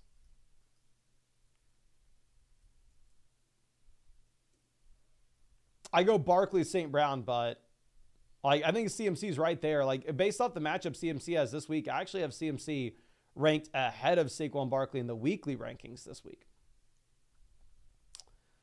Now, let me answer this trade question from Yak Season. It says, tired of the Giants offense being so bad. Is this a win or a loss? I would rather have Neighbors over Evans based off target volume.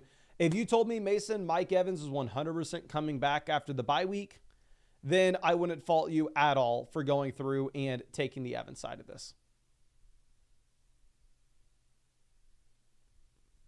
But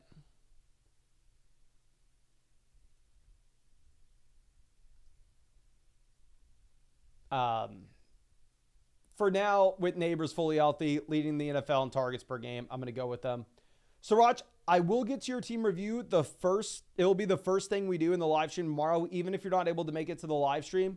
As soon as I answer it, it's going to be sent to you through the site with the exact timestamp of us answering. It'll be the first thing that we look at in the live stream tomorrow. But it's 2 a.m. Eastern. Your boy was supposed to be done with this live stream way earlier. Obviously, at the very beginning, we got derailed with the rest of the guys coming on the stream. So we went a lot later than I was expecting. Your boy needs to go to bed. But I really do appreciate y'all. I really hope I was able to help you out in some way with this. And again, go over to the site. Everybody has the default profile pic right now, but if you wanted to go ahead and update that, that'd be awesome. You have a bunch of different options to choose from. And I do appreciate you. And I really hope I get to see you out with the live stream tomorrow night.